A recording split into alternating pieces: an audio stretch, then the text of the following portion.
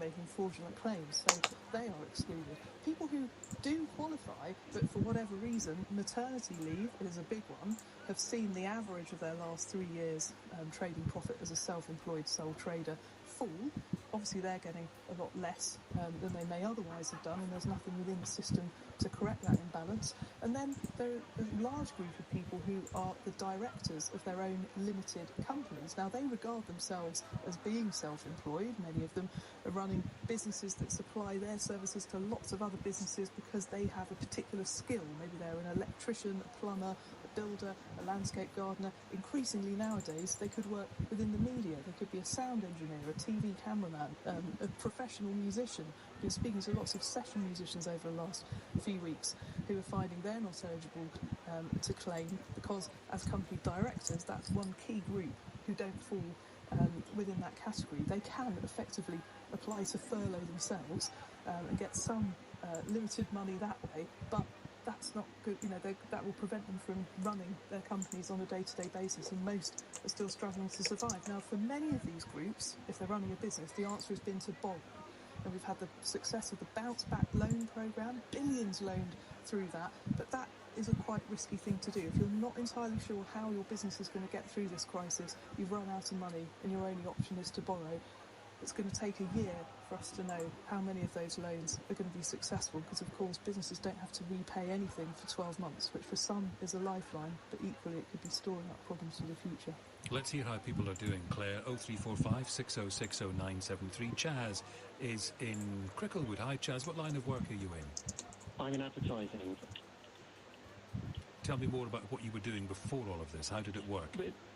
Before I was working pretty much all the time, working in advertising agencies in London in their creative departments, and then come the end of March, everything ended very suddenly, just not just for me, but for pretty much the whole of freelancing advertising, which is somewhere around 19,000, 20,000 people. So we're very much living that experience that Claire's been talking about. It's so encouraging to finally hear someone out there going, yes, these people. And there's so many of us.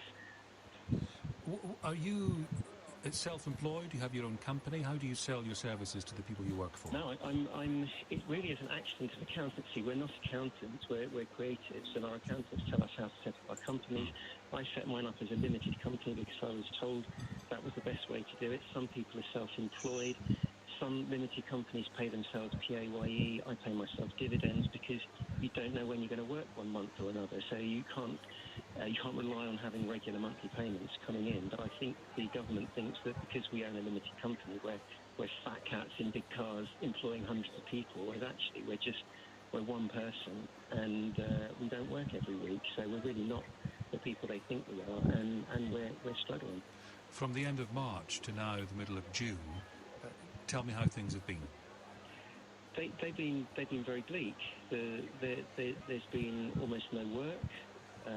The income is non-existent. You look at your savings, you have to eat into those. We've had to get mortgage holidays. We're looking into getting our second mortgage holiday. I've not done the bounce back loan because to be able to pay back a loan of 50 grand in a year's time, I'm going to have to be making so much more money than I was making last year on top of the mortgage payments and other things. I'm just not going to touch that loan.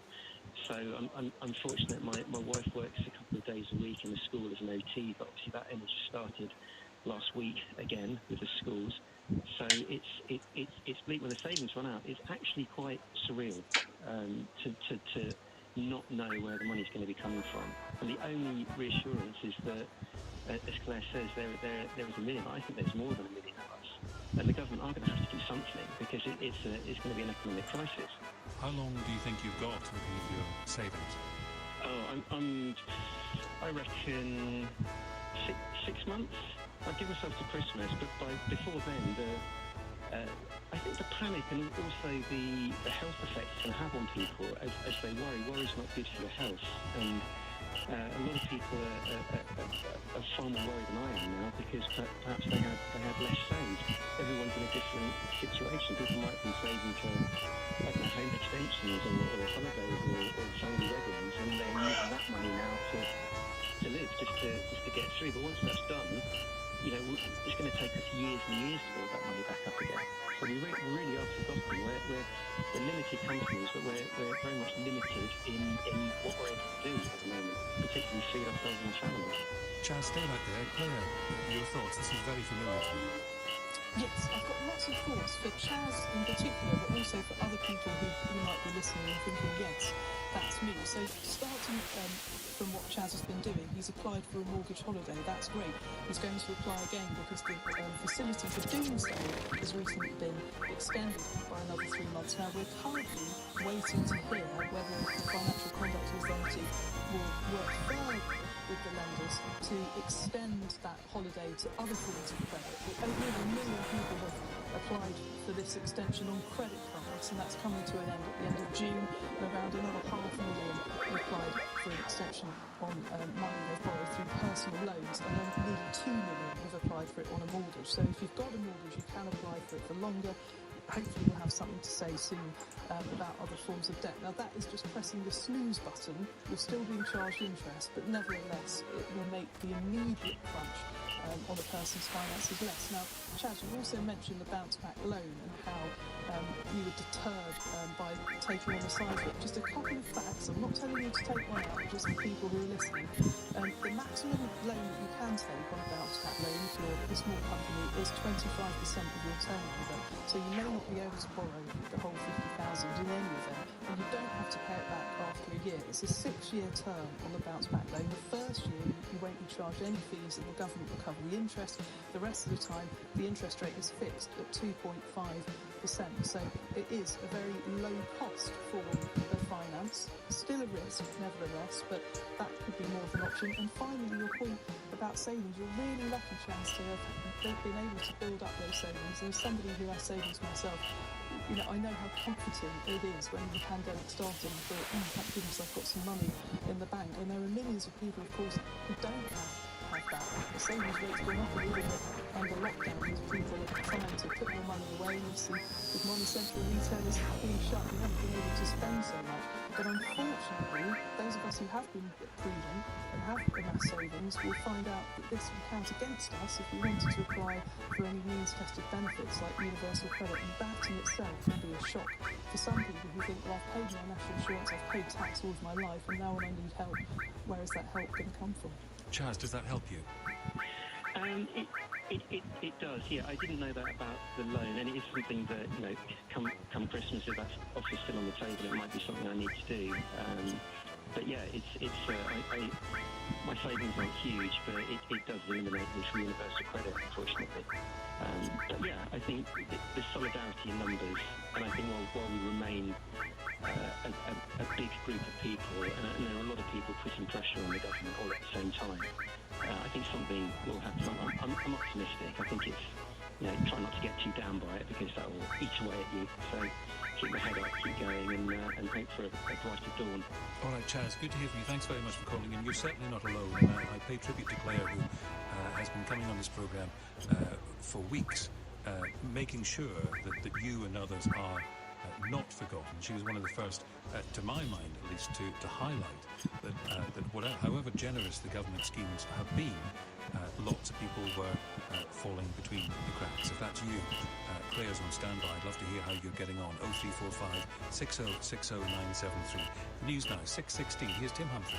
The Home Secretary says officers involved in policing protests in central London at the weekend have her full backing as they act to maintain law and order. The 28-year-old man has been sentenced to 2 weeks in prison after urinating next to a plant dedicated to a murdered police officer in central London. The wreckage of a US Air Force jet that crashed into the North Sea has been found. There's no news to the pilot. Hello, Watermelon. Dying out tonight, leave clear How are you today? With some fog on eastern coast and a low of 12. LBC Travel, I'm Dave Goff. On the M25 clockwise, there's a lane closed on the entry slip road at junction 11 for Chertsey because of flooding. It's slow in Loughton. The A104 Epping New Road is closed in both directions between the Wake Arms roundabout and High Beach. Good to hear. In Kensal Green, it's very slow on the A404, the Harrow Road in both directions at Kensal Green Cemetery because of roadworks. There are delays in Southall on Western Road in both directions. That's because of roadworks at King Street. It's stop-start in Bexley on Bourne Road in both directions at Bexley Station. That's also because of roadworks. And on the train, South Western Railway have delays of up to 10 minutes. I'm going to put my headset on. Because I can't hear when the game down. We all put it off. You know those days you're supposed to be doing life admin, running errands, tackling that backlog of washing from the past couple of weeks? But switching energy supplier is so easy, it won't even make I'm you doing pretty well actually. Sign up to Bounce. Got most of the housework done today. Played my mobile game that I normally go through. And right now, I'm sipping on a nice new energy drink that I've got delivered today by Sneak. I am not sponsored by them. Have to say that. Because I'm, you know, showing their product. So have to say that I'm not sponsored by them yet. But normally, you know the kind of game of Fuel where you've got some powder and mix it with some water. They have that, but then they've got like pre-done ones in cans as well, which I didn't realise they were going to be fizzy. I thought they were just going to be in the can, you know, like how it normally is. But it's fizzy, and I don't think I like the fizzy stuff as much as the water and powder stuff, but it still tastes okay. But I don't think I'll be buying the cans again. I think I'll just stick with the powder and the water.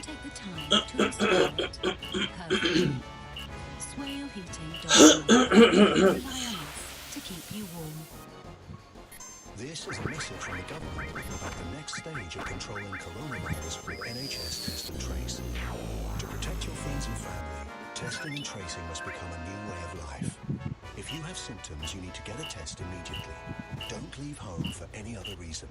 If you test positive, we will contact you to trace people who you might have infected. From now on, if you're told you've been exposed to an infected person, you must self-isolate for 14 days.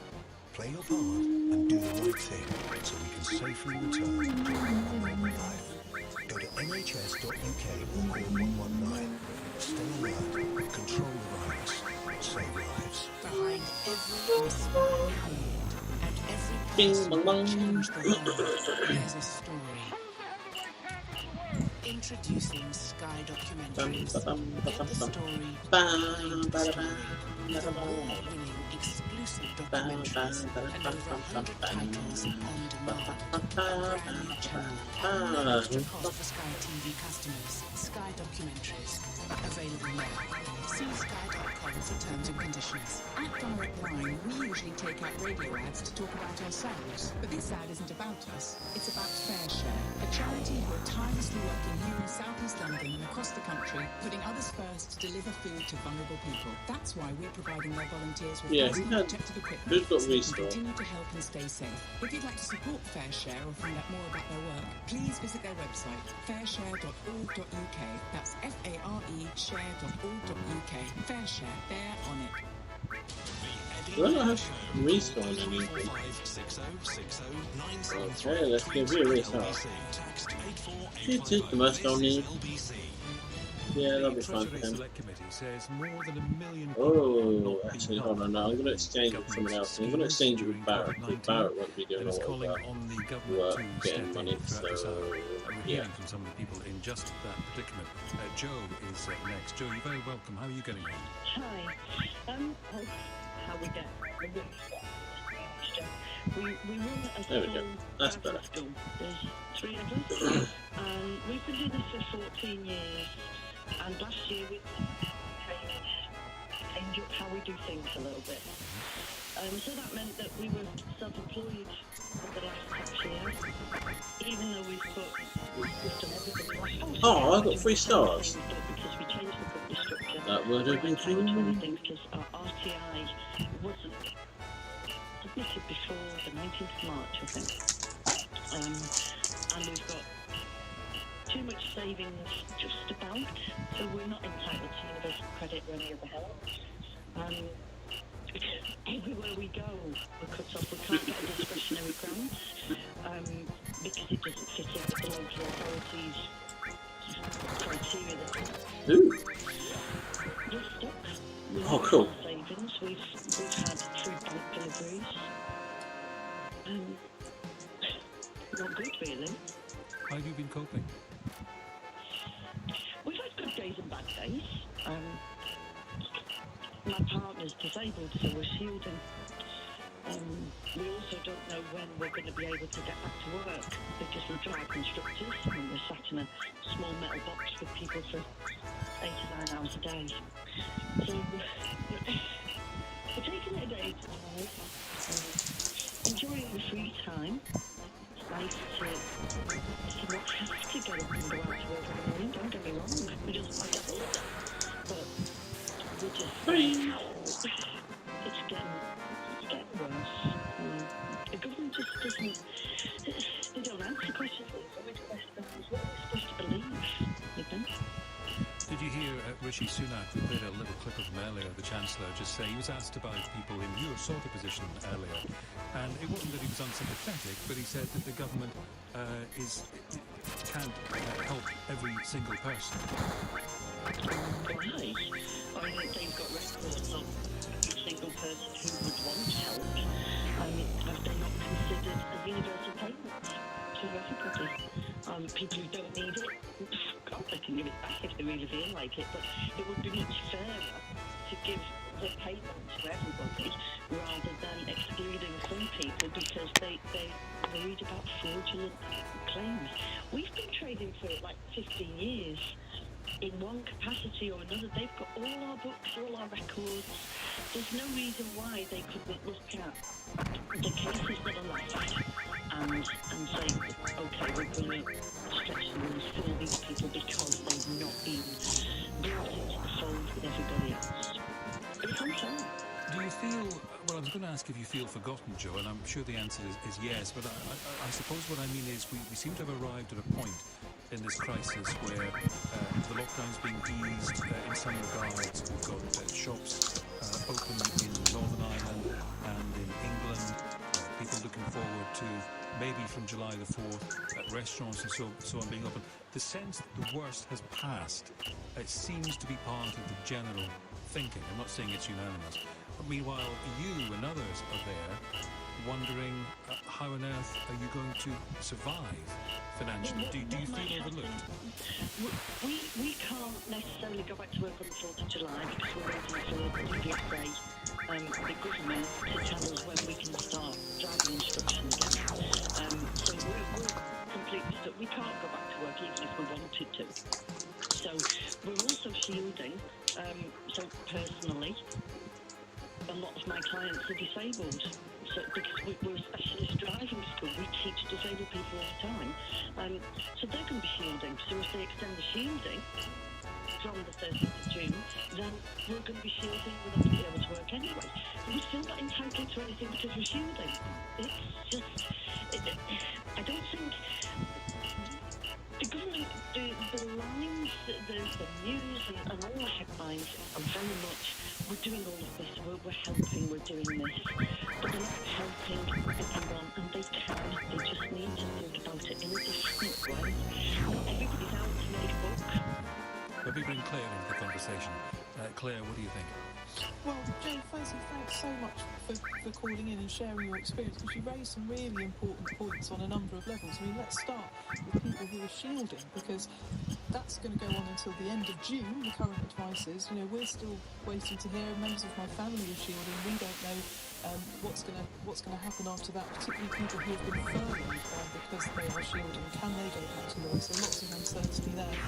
I also completely agree with your point saying, you know, we've got 15 years worth of records. Can there not be some kind of discretionary scheme which looks at us on a case-by-case basis? Because, as you pointed out, some businesses have been able to get help from their local authorities if they are not eligible for help via the business rate system. For example, they're renting a serviced office, so their name isn't on the business rates bill.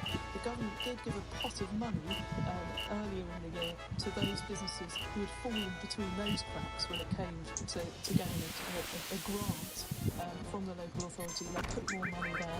Now, you said that you applied for a discretionary grant and you haven't been successful. Well, you know, perhaps that's one way that the government could consider reaching businesses like you, because what you're doing is incredible. You're teaching disabled people how to drive. This is not a business that the British economy should be without in years to come, and absolutely the government should be giving help to people like you, regardless of how your company is structured, in order to get you through. Final thing I'd say, of course, is the loans. Now, they would come back and say, well, you can get a bounce back loan. I don't know if that's something that you've considered. We have got a bounce back loan. That's the only thing we've actually been eligible for.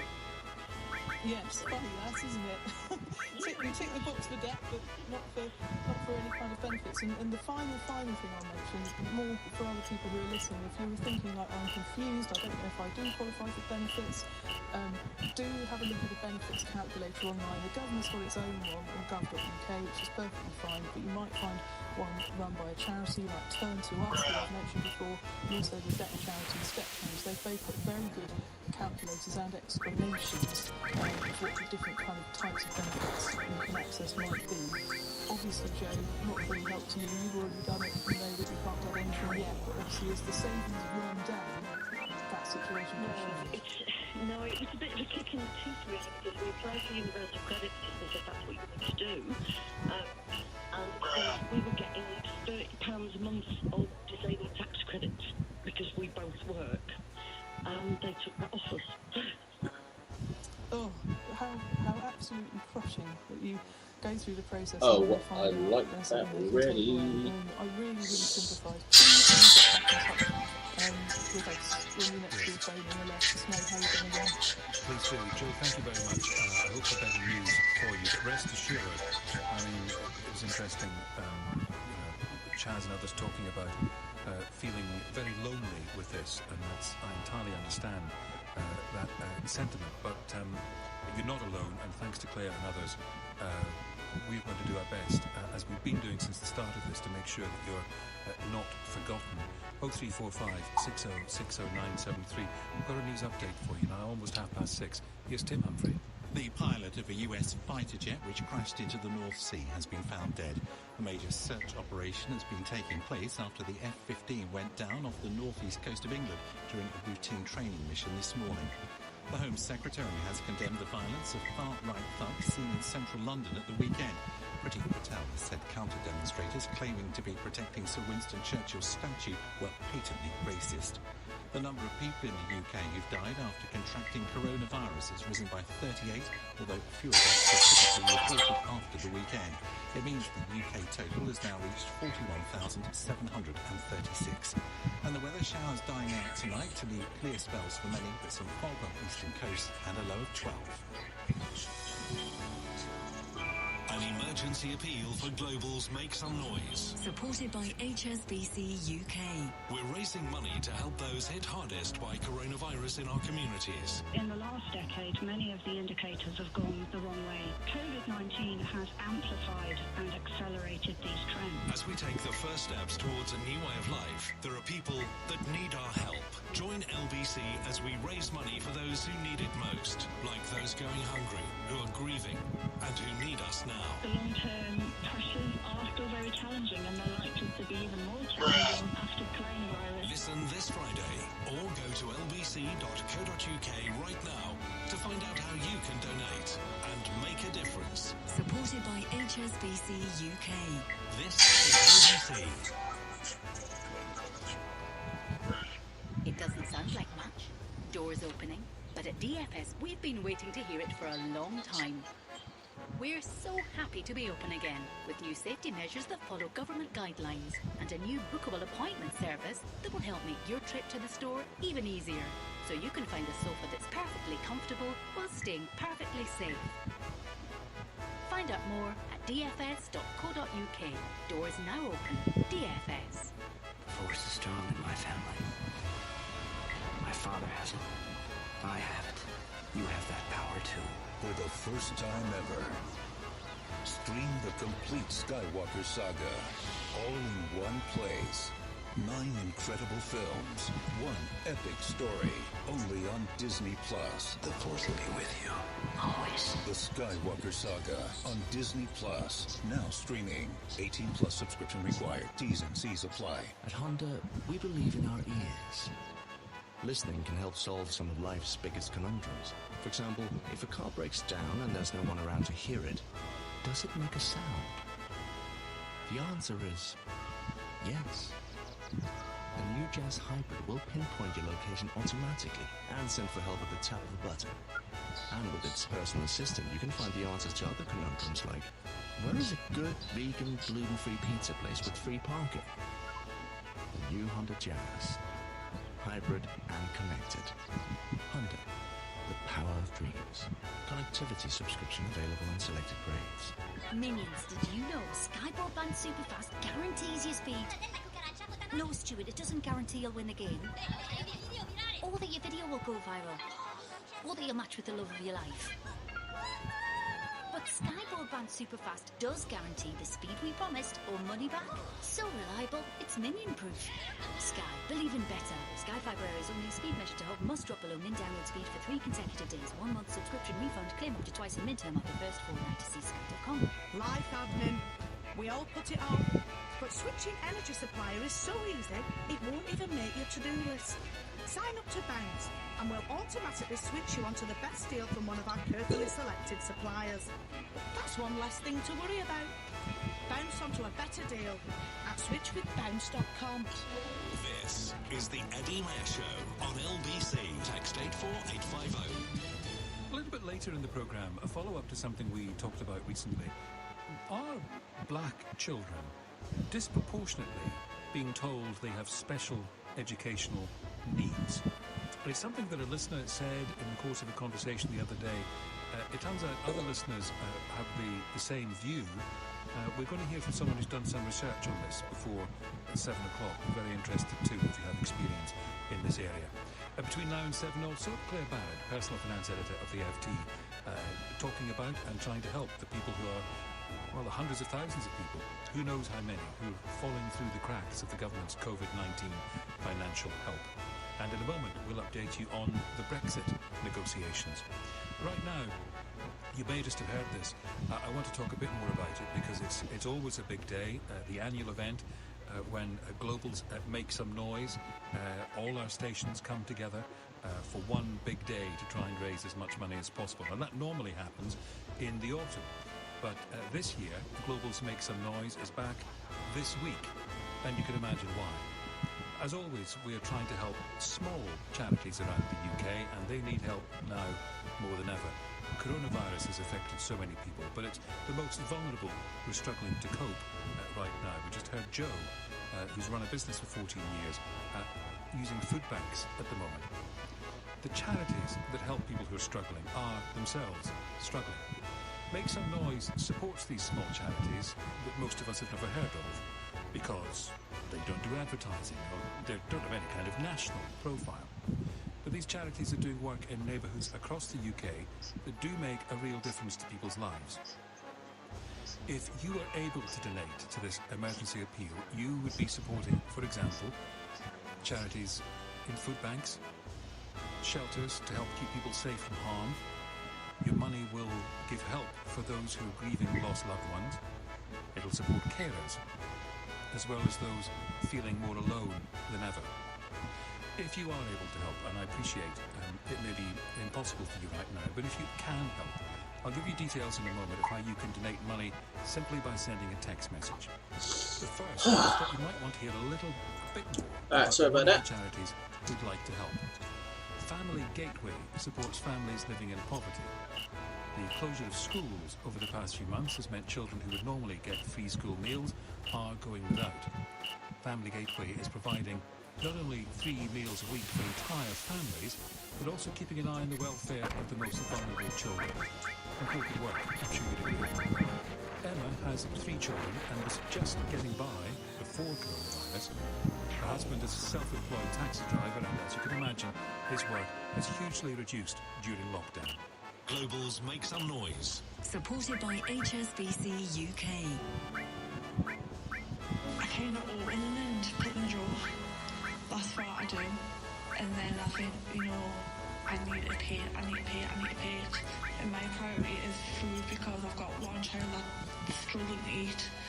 And I've got another child that will just eat for fun. Obviously I've got baby not to pay for, nappies as well on top of that. It is hard. Because I do my shopping Barrett now. But my shopping once a month has got more expensive. I don't even get paid for that 2 weeks, and my fees are run down. And I'm thinking, oh my god, like, what am I supposed to do? Global's Make Some Noise. Supported by HSBC UK. Now, I said I could give you a text number if you're able to donate. Here's what you can do. If you want to donate £30, text LBC30, that's LBC, then the number 30, no spaces, to this number, 70766. It's the same text number if you're able to donate £20. You text LBC20, LBC, and then the number 20, no spaces, same number, 70766. 100% of your donation will go to Global's Make Some Noise. You need to be 16 and over to take part. Standard network charges apply. Terms and conditions are at this website, makesomenoise.com. I'll give you the text number one more time. It's 70766. If you want to donate £30, it's LBC30. And if it's 20, LBC20. Thank you very much if you are able to help. And we will report back, of course, particularly on Friday, when I'll be talking about fundraising much more than I've been doing for the last few moments. And we will report back on just how much is raised. If you're able to help, thank you very much for your kindness and generosity. Boris Johnson had Brexit talks this afternoon with the European Commission President by video link. The meeting was aimed at moving forward trade negotiations. Here's what Boris Johnson had to say afterwards. What we all really said today was that I've only been going for half an hour, and I've nearly got 50,000 gil. In July, and I will finish getting the required amount before the stream, and so by the end of the stream I'll be in the Gold Saucer betting. No role for the Court of Justice. We can't follow EU. I don't understand that. We can't leave the EU and remain somehow controlled by EU. Look, that isn't going to work. But there is a good deal to be done. James Crisp is the Brussels correspondent of the Telegraph. James, why is July a deadline? People might have thought it was the end of the year. July isn't the deadline. I mean, in fact, what I understand is that Boris Johnson never set July as a deadline in talks with the President of the European Commission, Council and Parliament. I mean, you talk to people around Brussels, and as far as the EU are concerned, the idea that there'd be a deal done in July... No, I didn't mean to do that. You know, EU leaders are preoccupied with dealing with the coronavirus pandemic. And that's going to stretch long into the summer. You know, it's a question of political will, it's a question of bandwidth. But I have to say, having talked to people around and about town here in Belgium, I haven't had such a sense of optimism about the prospects of reaching a deal in a very long time. You know, the Prime Minister recommitted to getting a zero tariff, zero quota deal. The EU side said, yes, that's what we want too. And while that might seem pretty small beer, I think if you look back at the last couple of negotiating rounds where you've had Michel Barnier and David Frost writing testy letters to each other, and the talk of cherry picking and all of that sort of fractious dialogue, there's, you know, a bit of a clearing of the atmospheres and a sort of reminder to both sides about, you know, what the prize is that they're aiming for. And whether you like Brexit or not, the fact is a trade deal is better than no trade deal. No matter what anyone says, trading on WTO terms with tariffs is just pure and simple, less lucrative than a zero tariff, zero quota trade deal. And both sides said, yes, we want to do that, and yes, we want to get it done before the end of the year. It's not to say there's been movement, there's not been any sort of compromise, but you've had the leaders, the people in charge of the two negotiating teams, get together in a room and say, this is what we want. So that's your homework, Mr. Frost and Mr. Barnier. You go away and make it happen. Why is it such work? Boris Johnson alluded to the election campaign. Didn't he promise everyone an oven-ready deal?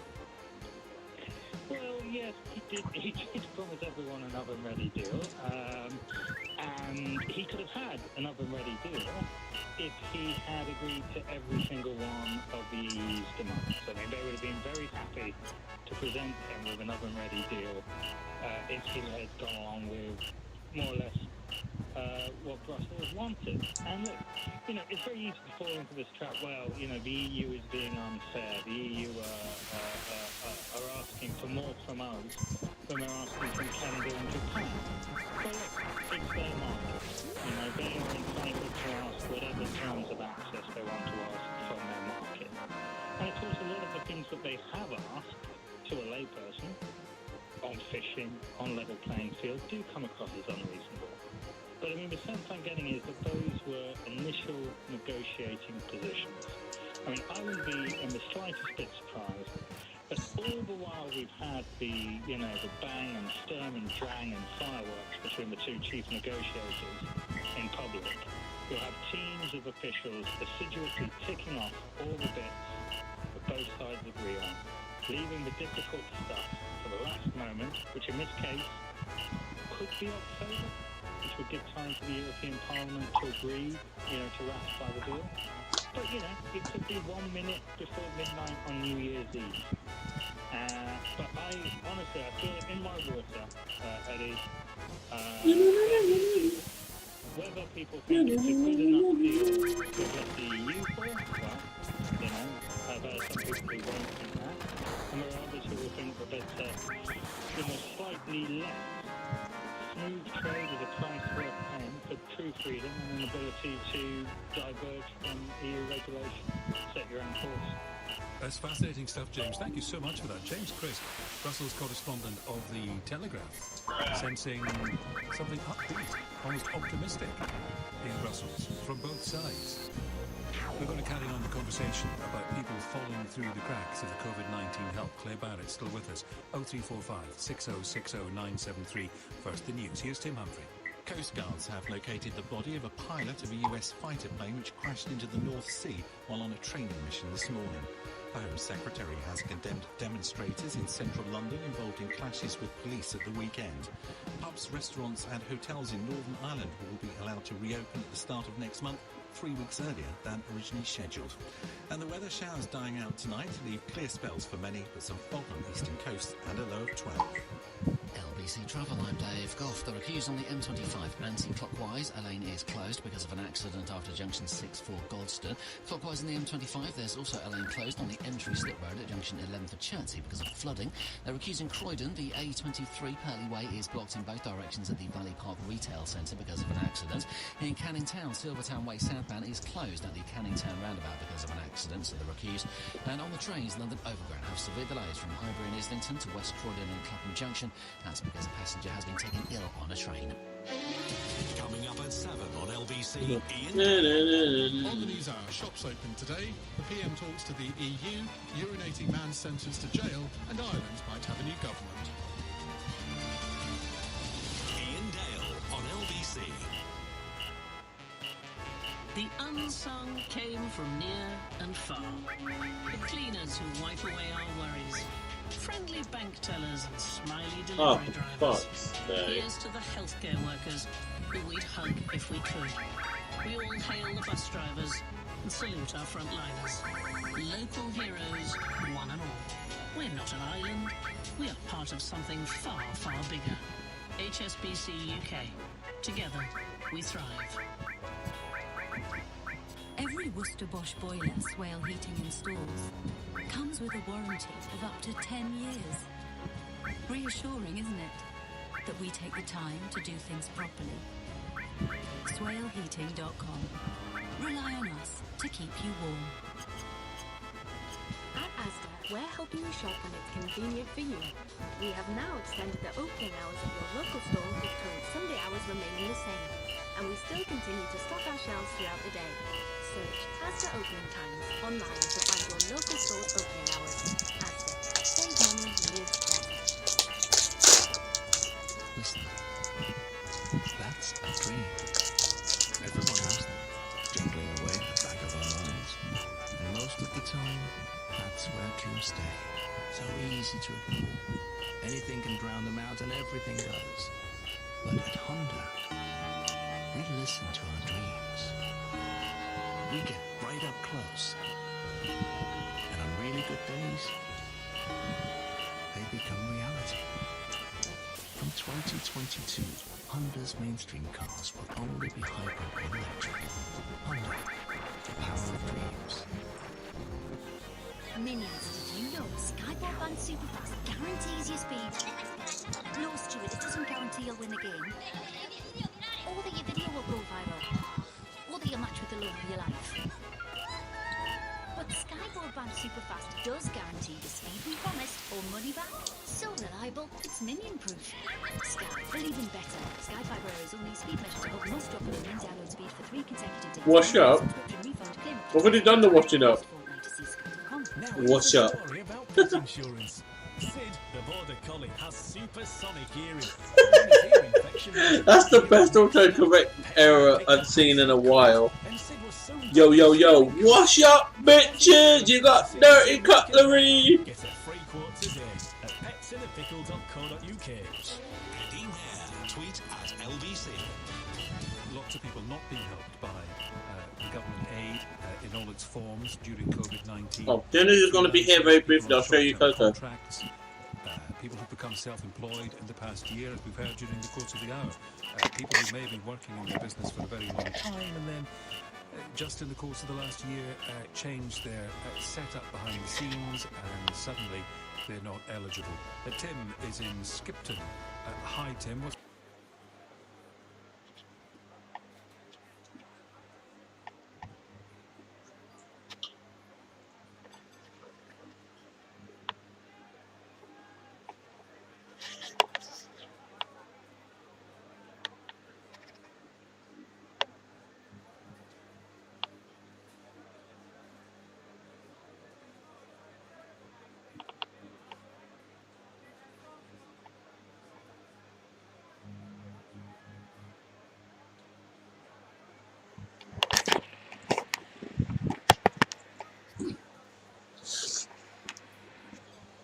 There we go, better.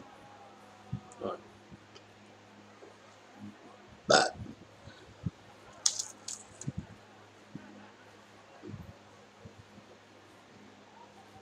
I do like it. So indeed, she is. I do everything myself. It's 250 a year for an accountant, and then you do your own tax return, and you deal with yourself, and you don't have all these fees to pay. Oh, brilliant! You know, try and make a little bit more money. You know, good. So I did that. You know. How are things going at work at the moment? Is it very busy or? That was fine. You know, we were going along. I did a couple of months, and then always for chefs. There'll be a lot of people. Yum yum yum yum yum. In February, January, February, work dry up. There's not a lot going. You've got to take what you can. You get through. Yes, I'm awake now. Oh, medium busy. Okay, honey. Just as work came back. Yes, I'm awake. Okay. I saw that in the Discord. Like, yeah, all you can see was his knee.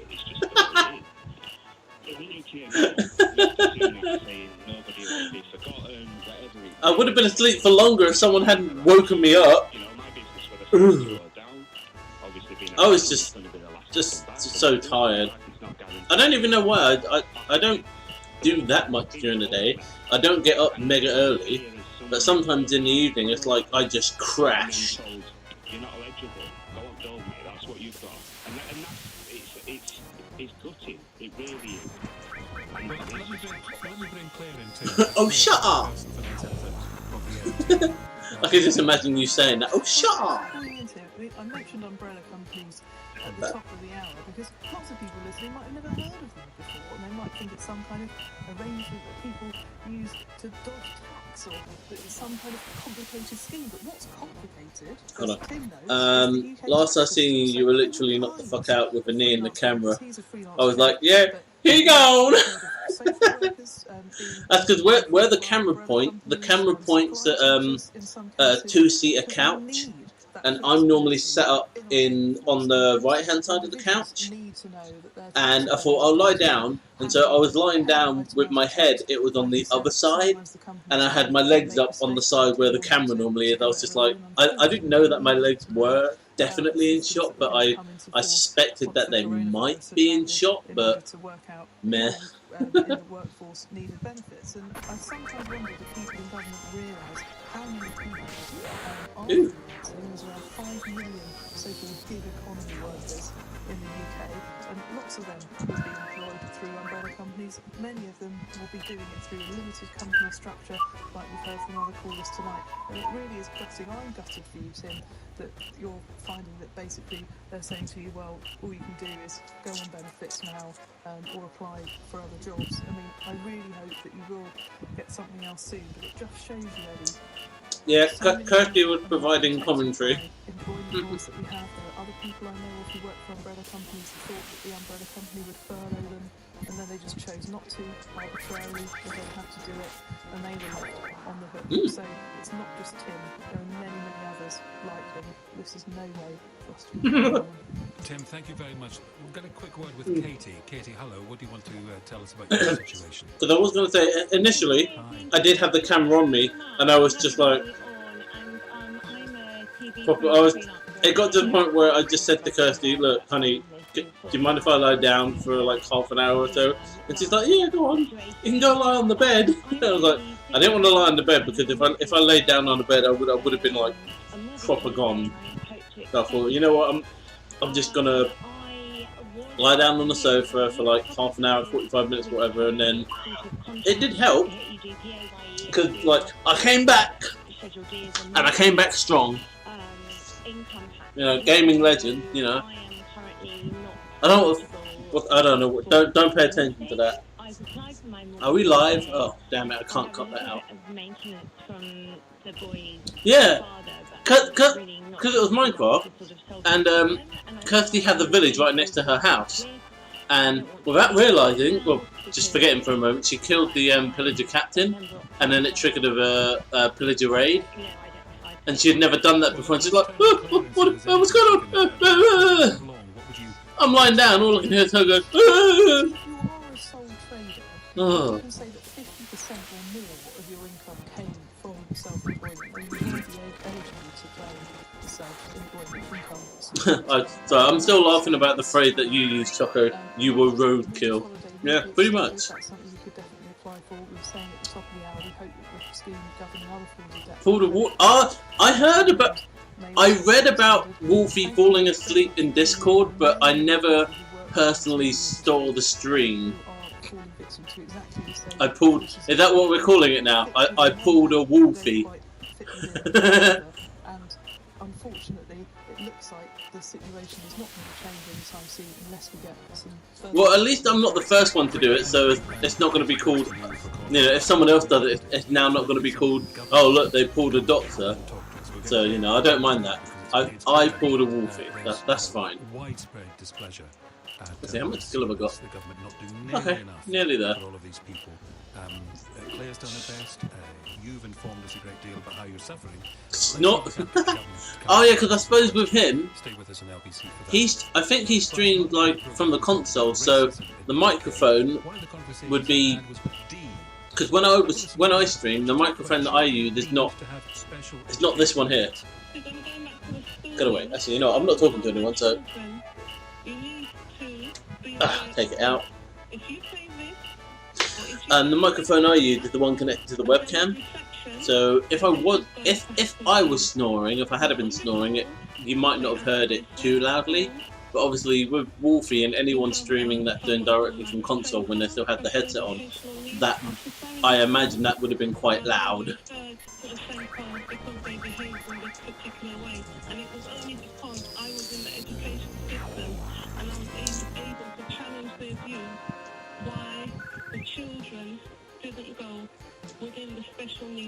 Bad idea. That was a bad idea. Eddie, the teacher that spoke a few minutes ago, was That biscuit was too big. Children being overrepresented in special educational needs data. Another text. I think that many ethnic minority children. It was a 24-hour stream. Okay, I knew he was doing a 24-hour stream. I didn't know he fell asleep on it. Young black boys in primary schools are often ignored by some teachers in class. They begin to act up to get teacher attention. Eventually, the teachers label them being special needs. I wouldn't mind. I've spoken to Kirsty about it. and you know, in terms of me like staying awake and whatnot, because I wouldn't mind doing a 24-hour stream at some point, but it'd have to be for like a special reason, you know. And the only significant date to me coming up soon is my birthday in August. So I wouldn't mind doing a 24-hour stream. That'd be kind of cool. Temporarily forgot my attack pattern then. Whoop. Oh.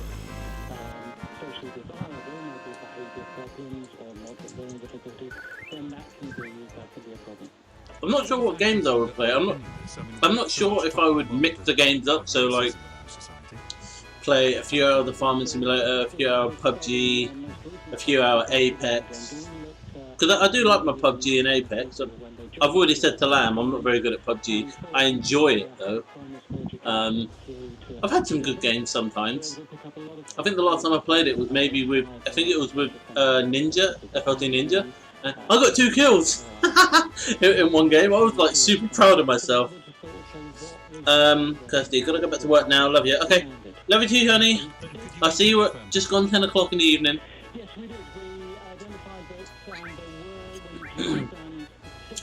Or I could do both. I could do it on my birthday, but here's the thing, no one donates to me. I never get any donations. So I mean, I like the idea of, you know, sponsoring it, like doing it for a charity, but no one would donate. I haven't had any donations yet. I don't really expect any anytime soon anyway. So the fort is nice, but what am I doing? Oh, healing. Do you have the healing? Do you have the healing?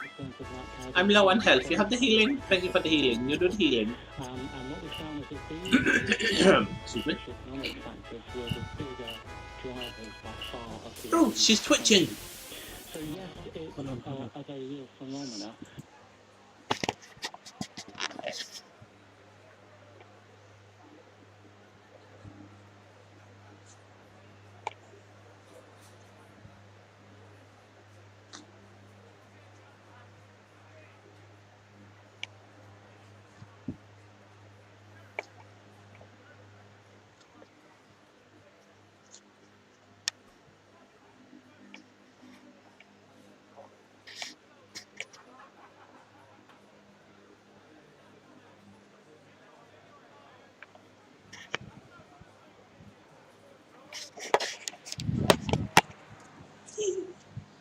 Cute. Talks need to Anyway. be accelerated, says the Prime Minister, after his video chat with Ursula von der Leyen and Charles Michel. Shops have reopened today. Have you been out and opened your wallet for the first time in months? Ireland looks as if it might have a new government and a new Taoiseach. We look at the difficulties facing the hospitality sector, and we talk to Lord Ashcroft. Oh, 350. I need to get about 420,000 deal, and then I can leave this area and get back to the main game. I'm just saving up money because I want to. There's a rare. It's not really a rare item, but there's an item that I can get from a certain area. But I need a lot of money because the item costs. It's a different currency. So, like within the game, you've got gil, which is your normal money. You've got gold sorter points, which are commonly called GP, which you obtain when you're at the gold sorter. And then you've got battle points, which are points that you gain whilst what are you doing? What are you doing? They're points you obtain from the battle square, which is in the gold sorter. But to enter the battle square, you need 10 GP per round, and you have to, you have to keep entering the battle to accrue GP. So I need to save up a lot of gil so I can do horse racing, so I can get GP. And then I can go do battles and get BP, and then I can get the item I want. A body has been found in the search for a US fighter pilot who crashed into the North Sea. The F-15 jet based at RAF Lakenham came down during a training mission this morning. Colonel Will Marshall is commanding officer of American forces at the base. Out of respect for the family and their privacy during this incredibly difficult time, we will not release the name of the pilot until after all next of kin notifications have been completed.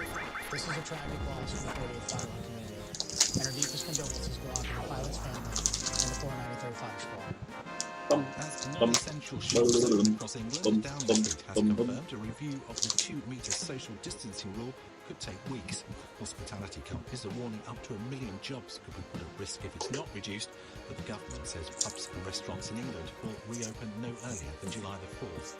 Foreign Secretary Dominic Raab has told today's coronavirus briefing it's not an easy decision to make. We're finding that the scientific basis is constantly evolving.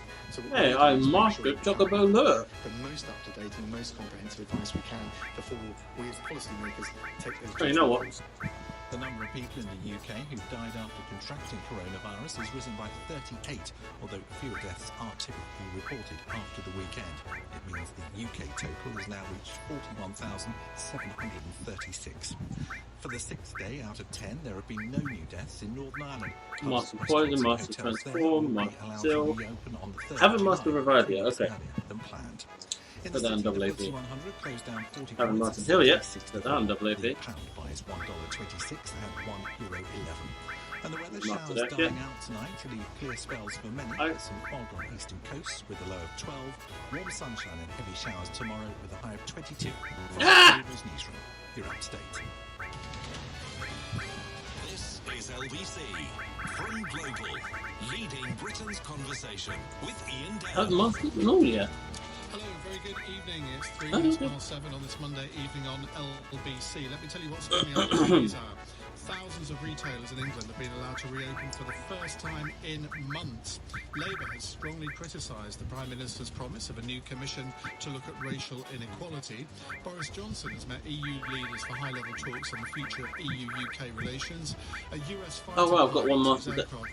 I'm nearly about to master a second one. That's cool. Been found dead, and the man who urinated next to the memorial to PC, Keith Palmer, he's been... Oh yeah, the last thing I did on him before.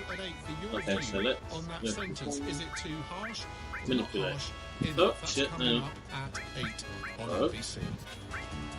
Sense. We don't need central for units. Steel. Cover. We haven't got a mastered cover yet. Haven't got a mastered long range. Mastered Chocobo Alert. Nice. England as non-essential retailers are allowed to open their doors for the first time in nearly 3 months. Scenes of squashed... I'm literally working with all the ones I can at the moment. Retail outlets are either shut or put proper safety measures in place.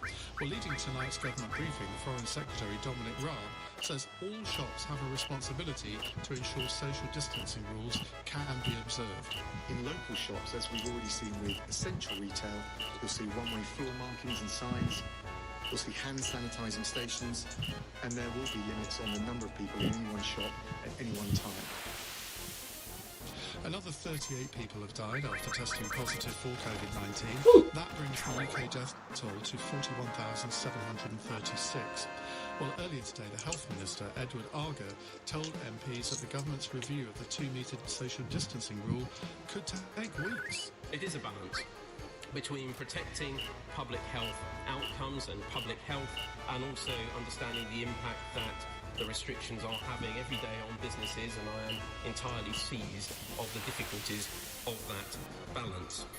In terms of his questions about whether this would take into account the wider impact on society through the impact on business, I can reassure him that given we have, for example, economists being a key group in putting together this review, that is exactly one of the things that we will be looking at here. Scientific and medical evidence, but also the economic evidence of it. The work is already underway. He highlighted the timescales on this and the importance of those timescales. Work has been ongoing for some time within SAGE to constantly review and consider the impact of the 2-metre rule and the appropriateness of the 2-metre rule, but I do hear exactly what he says about how important it is that businesses getting ready to reopen get guidance as early as they possibly can to enable them to prepare. And I know that my right honourable friend, the Prime Minister, is clear that this must report within a matter of weeks. That was Health Minister Edward Arger. Well, we're joined now by our Westminster correspondent Ben Kentish. Ben, very good evening. And before we get on to the substance of the press conference, it was notable today that I would say 3/4 of the questions weren't about COVID-19 at all. Do you think that the government are going to use that as an excuse to stop these daily press conferences soon? Well, Ian, I'm pretty confident they'll be keen to phase them out. We've seen over time, haven't we, that they have been cut from 7 days a week to 5. Boris Johnson now only doing 1 a week. More junior ministers starting to take an increasing role, and fewer scientists. So yes, it wouldn't surprise me. I don't think they'll get rid of them straight away, but I wouldn't be surprised if in time, maybe not just yet, but in time they start to go down to maybe twice a week, once a week, and then so on. I think it's become very clear, because of all the things I just mentioned really, is that Number 10 is seeing these briefings as far less important than they were at the start of this epidemic. The reason they cut the weekend press conferences, for example, was because they said fewer people were tuning in. And yes, given the fact that most of today's questions were about the British Airways, flight to British Airways staff, the Black Lives Matter protests, and a range of other issues. Yes, I wouldn't be at all surprised. That said, we are still in the midst of a pandemic, and I think there's going to need to be some continuation of some kind of regular update from the government, probably for some time to come, because there's a long way, as Chris Whitty has no hesitation in telling us, a long way to go in this area. The trouble is, when you look at the figures and the number of deaths, 38 today, I mean, that compared to last week, the week before, even though it was a weekend, quite a dramatic fall. And then you look at the number of new infections, just over 1,000, again the lowest for a very, very long time. People, I think, are starting to think, oh, it's all going back to normal. And we saw these scenes today in Bicester, in that factory outlet centre. I mean, people just don't seem to think that social distancing matters anymore in these circumstances.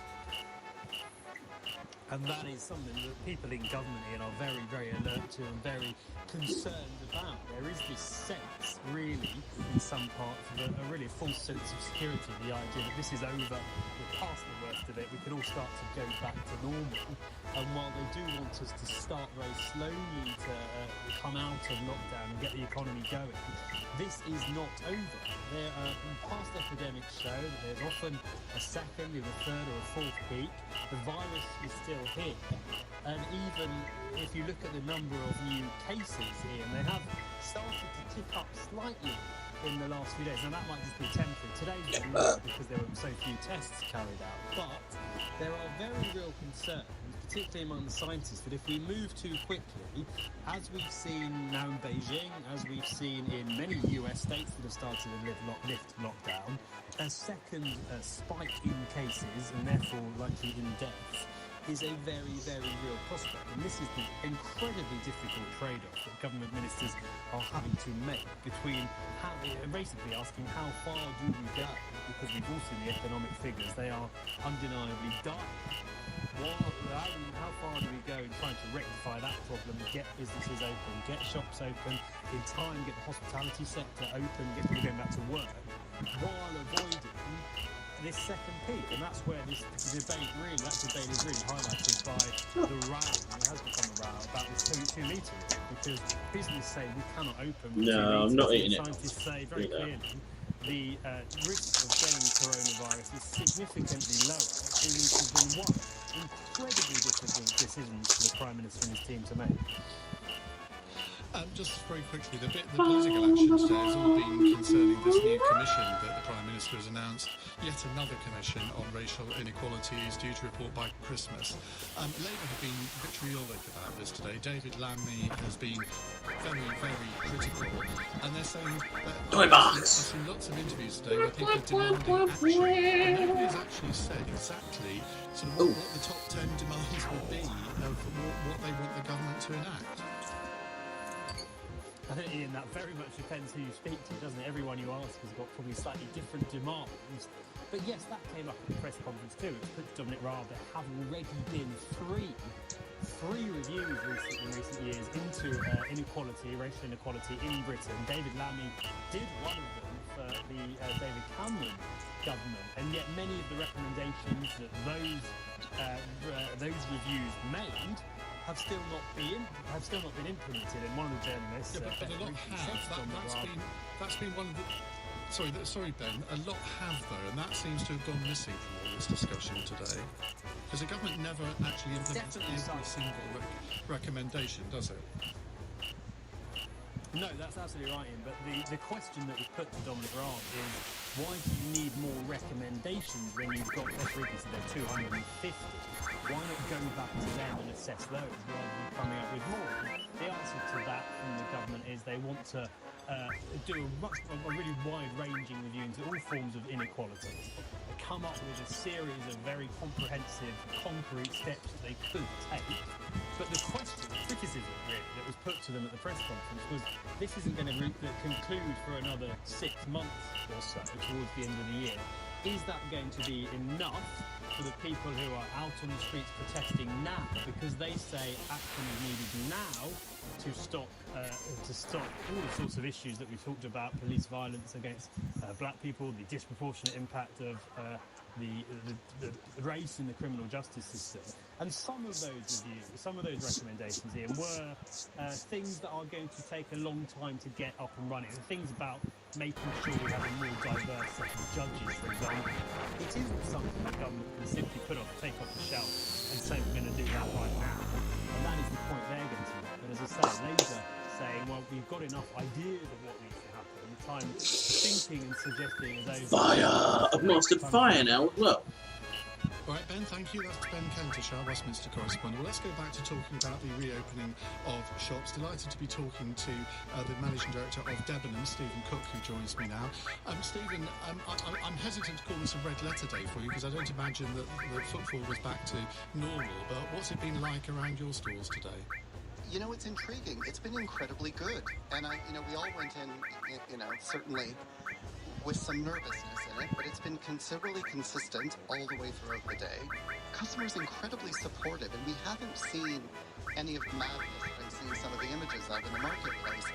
We've seen customers really understanding about the security measures and the safety measures put in place, really willing just to wait. move the queue up. Because I want all of them to be on the double growth weapon, so when one of them masters something, I just take that one out and then shuffle them around. As long as he's still got his enemy skill. Very much the same. The customer very patient about security measures. And he's still got his store. That's all that matters. In the store, actually, dwell time is high. They were shopping throughout the store. So it's a really interesting process as we move through this. And how long do you think it'll take for trade to get back to whatever normal is? Well, God knows what the new normal is. I think we're all going to see what that looks like. But I think the reality is the core customer is supporting the businesses that they're loyal to. And I think we all have to understand that, really recognize that, and continue to tailor ourselves to the consumer in these changing times, because it is going to change how we do business and how we shape our businesses. And I think being nimble, being intuitive, listening to the customer as they go through this process, and being present to them and listening to their fears. And we've mastered another material. But then before I do anything with you, we're just gonna feel free to go. There we go. Oh, hang on. How the best? Yeah, you can do it. Okay, right. Now, Debenhams, I don't need to tell you how we mastered Earth. And I'm going to take Earth off. And now it is just a case of rearranging it. It hasn't exactly helped the recovery plan. But I mean, what impact is it going to have on the plans? The enemy skill, I still want to be over there. Everything else shuffles along. It's the top version of America, so that goes to there now. That goes there. That goes there. And it starts with their bottom row. So Pro now comes over here. That stays there. That stays there. Now we go to the bottom row. So bong, bong, bong, It forces your hand in addressing that. And I think that's an important thing. So whilst you're dealing with the challenges of business, you're certainly put in a position where you're able to respond more quickly, with less people looking at comp sales, with less people focused on what your performance was in key categories previously. It is the ultimate ripping off the Band-Aid and making decisions to drive business and profitability quickly. So it actually gives you a bit of runway in this to make decisions very rapidly.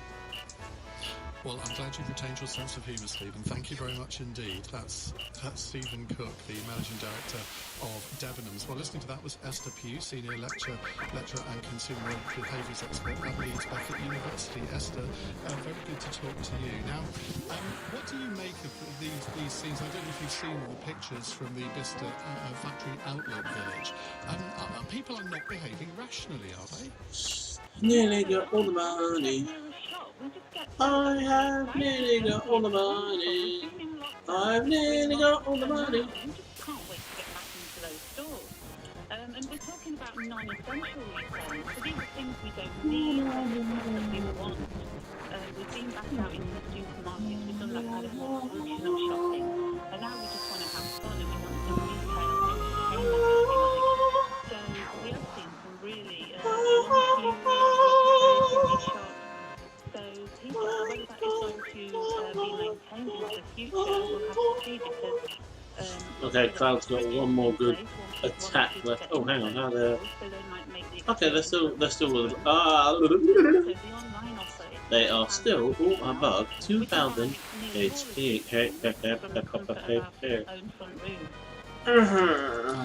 see, that's the interesting thing. I think it's going to be very, very fascinating to see how many people who've maybe shopped online for the first time over the last 3 months have now got used to it. Because once you, I don't need to tell you this, once you do something for the first time, it's always easier the second time, isn't it? That's right, and it's so smooth, it's so seamless, it's easy. Sometimes you can even get things delivered the same day. You can return them easily. A lot of retailers have really made online shopping such an experience that now perhaps we don't need to go to those physical stores for that experience. We're on our phone 24/7. Martini commerce they call it, because it's 24/7. Oh, come on. Anywhere. Do you want me to sing the advert theme tune to you? Because I could do, but I might lose listeners if I did, so I won't. Sing! Just finally, do you think the government needs to really be much more careful about its messaging? Because it seems that whether you're going on a protest, whether you're going shopping... I wonder why everything is like, why is it so slow? It feels slow. Oh, yeah. I don't think it matters anymore. That's right, yeah, and even outside... Bring down one bishop. Bring down one bishop. Oh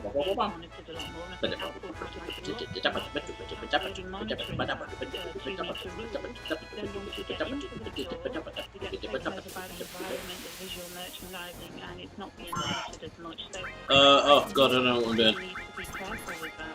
I was thinking about other stuff just then, and that happens to me every once in a while. I'll be thinking about other stuff and then I'll forget my sort of plan of attack. Thank you very much indeed. That's Esther Pugh from Leeds Beckett University. Coming up, we'll take a look at this new commission, which will be taking... Right, just got to reply to a message. Racial inequality. It's been criticised by the opposition. Is that criticism fair? It's 7:20. LBC. At Asda, we're helping you shop when it's convenient for you. We have now extended the opening hours of your local store with current Sunday hours there we go. the same. And we still continue to stock our shelves throughout the day. Search Asda opening hours. Oh shit, okay, we're not doing him anymore. Okay, fine. We've got a lot of catching up to do. It's all down to Lady B. Ooh, jeez. We really need to pay attention to the health points. Everything still to play for. Scores to settle. Relegation to avoid. You up for grabs. And titles to win. Upgrade to Sky Sports today. 64 Premier League and 37 EFL games on Sky Sports, 17th of June till 26th of July. Require Sky Sports Premier League and football packs. See sky.com/sports for details. Listen, that's a dream. Everyone has them, jingling away in the back of our minds. And most of the time, that's where dreams stay. So easy to ignore. Anything can drown them out, and everything does. But at Honda, BRB, you need a drink. we listen to our dreams. Yeah, we'll try that. We get right up close. Strawberry watermelon. And on really good days, strawberry watermelon. I'm not going to try. From 2022, Honda's mainstream cars will only be hybrid when Plus, I've got rubbish I want to put in the bin. National Lottery players. Self-membership community partnership now delivering Hot Wheels to elderly people in the community like Bob and Sarah. Thank you. And £600 million of national lottery funding is on its way to thousands more local projects across the UK during these exceptional times. Thank you. Thank you. Thank you. Thank you. Thank you. The National Lottery. Your numbers make amazing happen. ITV Pridecast from ITV Pride. LGBT news and views from ITV. The ITV Pridecast from ITV Pride. New episodes available monthly. Ian Now, Labour has strongly criticised the Prime Minister's promise of a new commission to look at racial inequality. Shadow Justice Secretary David Lammy, who previously led a review into the treatment when it comes to paying people in the criminal justice system, says action is needed. If he was serious, there are no details about how it is staffed, its remit, its terms of reference, its timetables. That's the question. It's because this Oh, I am back. Hold on. There's the face you all wanted to see. I say you all like there are people watching. I think there was a certain freedom when there's no one here, like now. Except if someone comes in here and saying that they might be tempted to comment saying, recommendations in the Home Office no, someone here, you know. Into the Windrush Standard. Implement them. 26 into Baroness McGregor's review into workplace discrimination. Implement them. That's what Boris has to do. Well, Boris Johnson says the UK needs to learn very fast what fresh changes we need to make. Oh crap! Yeah, forget. It's all. Oh, I forgot to put the help on. Shit. Okay.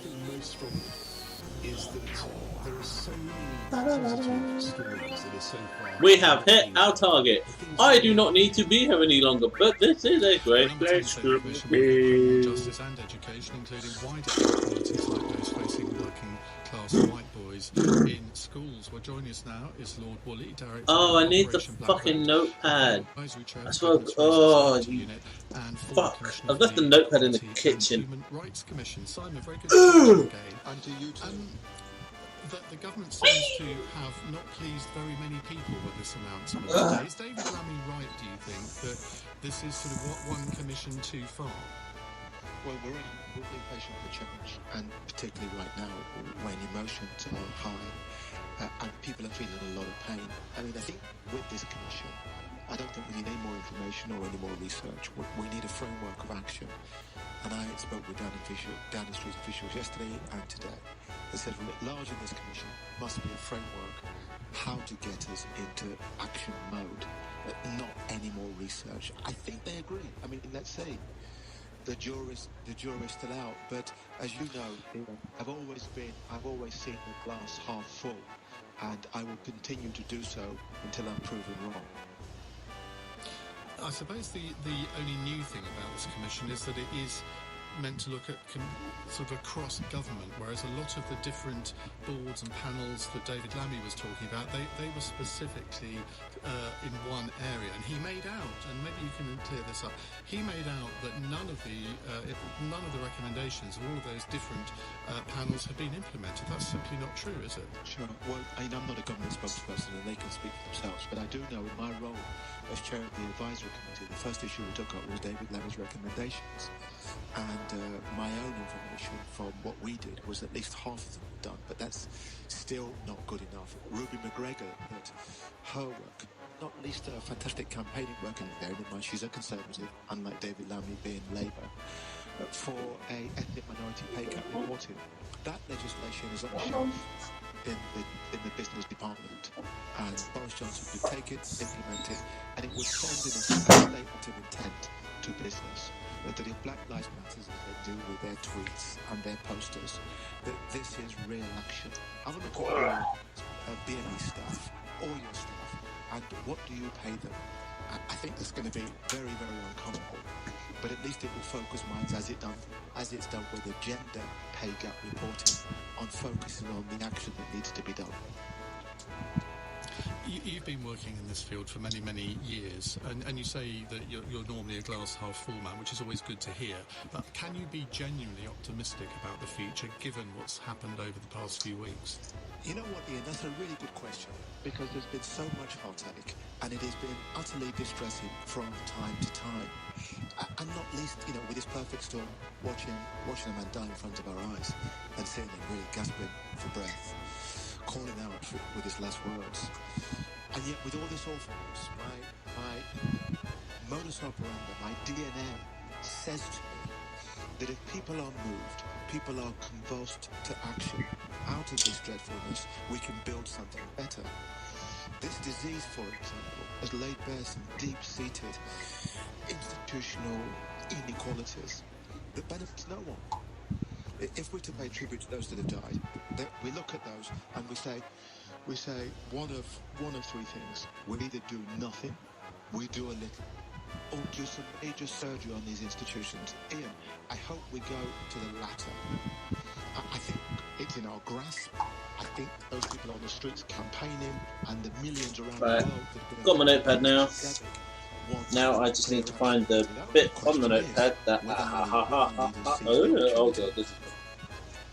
Well, let's hope so. Simon, thank you very much. That's Lord Woolley there. Oh wow, okay. I originally said I needed 356,000, and I've got 400,000. Yeah, I think that's enough now. Boris Johnson has met EU leaders, virtually of course, for high-level talks on the future of EU-UK relations. Let's just check somewhere going on. Let's go to medical future relationship in the next 6 weeks. Well, LBC's Europe correspondent Lucy Hoff has more. This was the Prime Minister's first direct contact with Brussels about Brexit since the UK left the EU in January.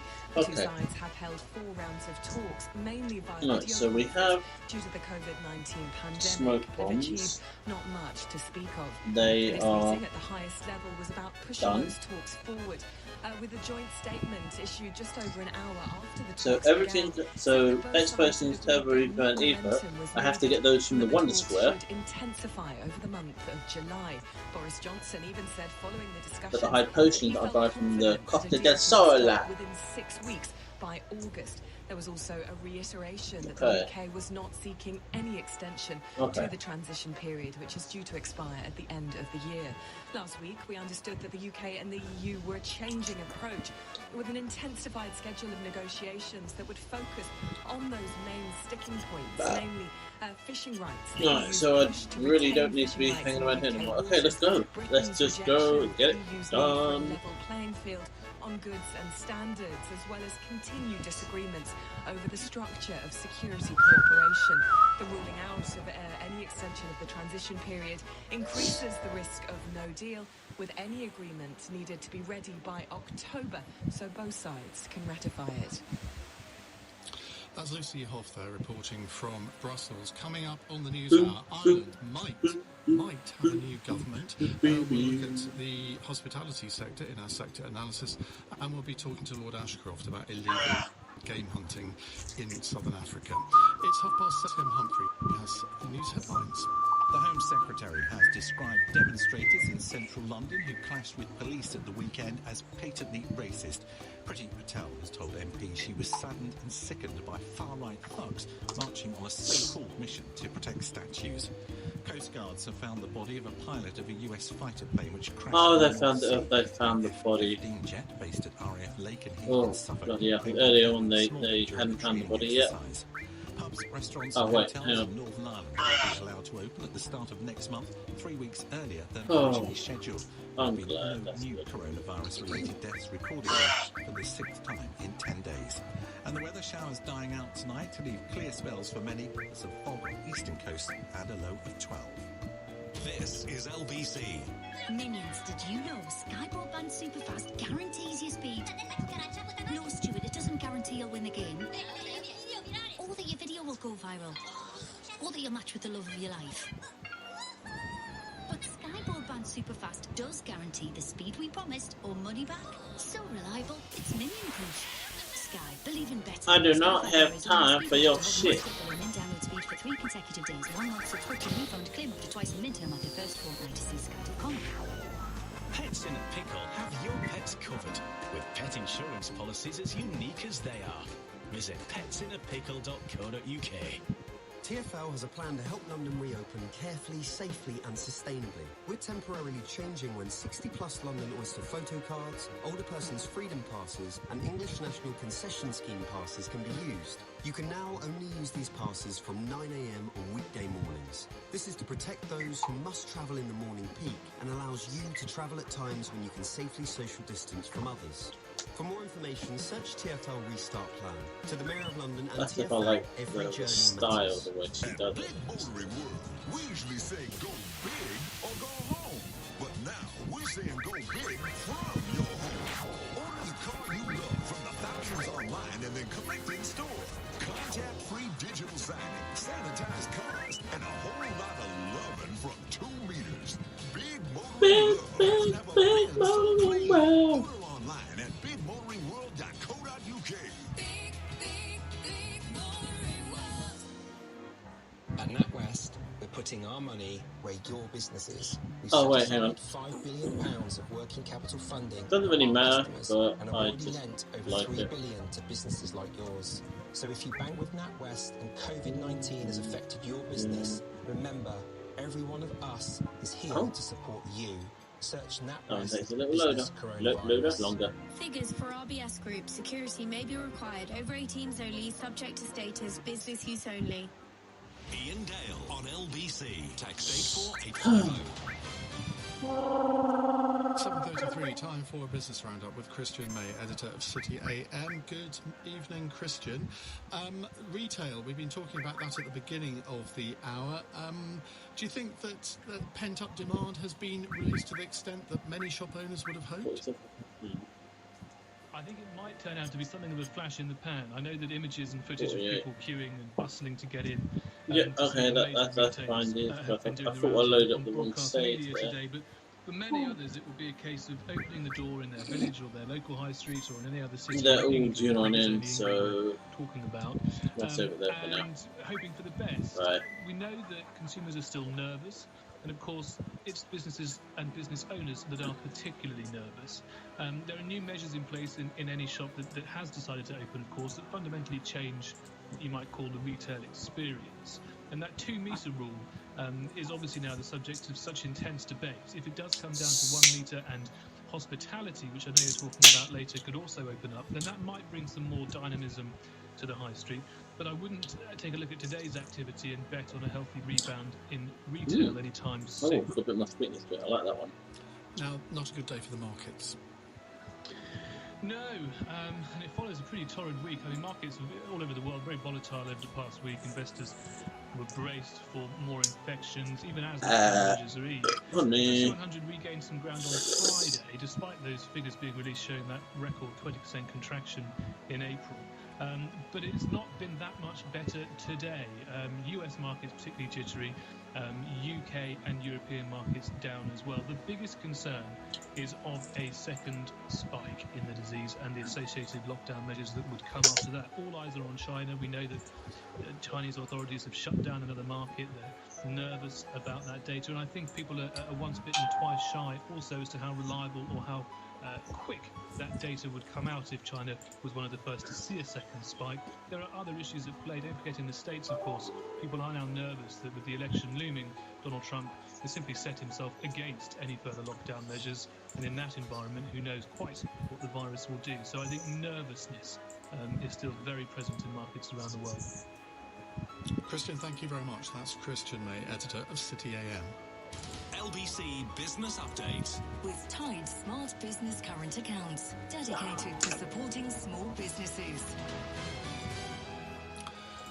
Just to tip off for something that's happening at 2 a.m. on LBC, Darren Adam will be hosting a mental health hour because it's Loneliness Awareness Week this week.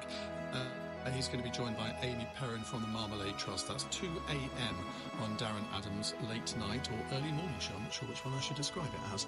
Right, let's get a sports roundup with Rob Harris, global sports writer for the Associated Press. Rob, good evening. Excitement ahead of the Premier League restart on Wednesday. What developments today?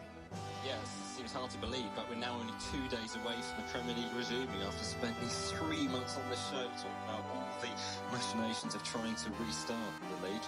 Of course, it was the Arsenal manager, Mikel Arteta, testing positive for the coronavirus in March that actually led to the league being put on hold. And we have been hearing from him today in the new format for the Premier League of Zoom press conferences. And we've been back onto footballing matters as well. And Arsenal fans will be keen to hear about the future of Pierre-Emerick Aubameyang, whose deal expires next summer. And Arteta saying he's pretty positive of actually managing to get Aubameyang to extend his stay at Arsenal. He scored 61 goals in 97 appearances, but as things stand for Arsenal, there's a lot at stake in these final weeks of the season.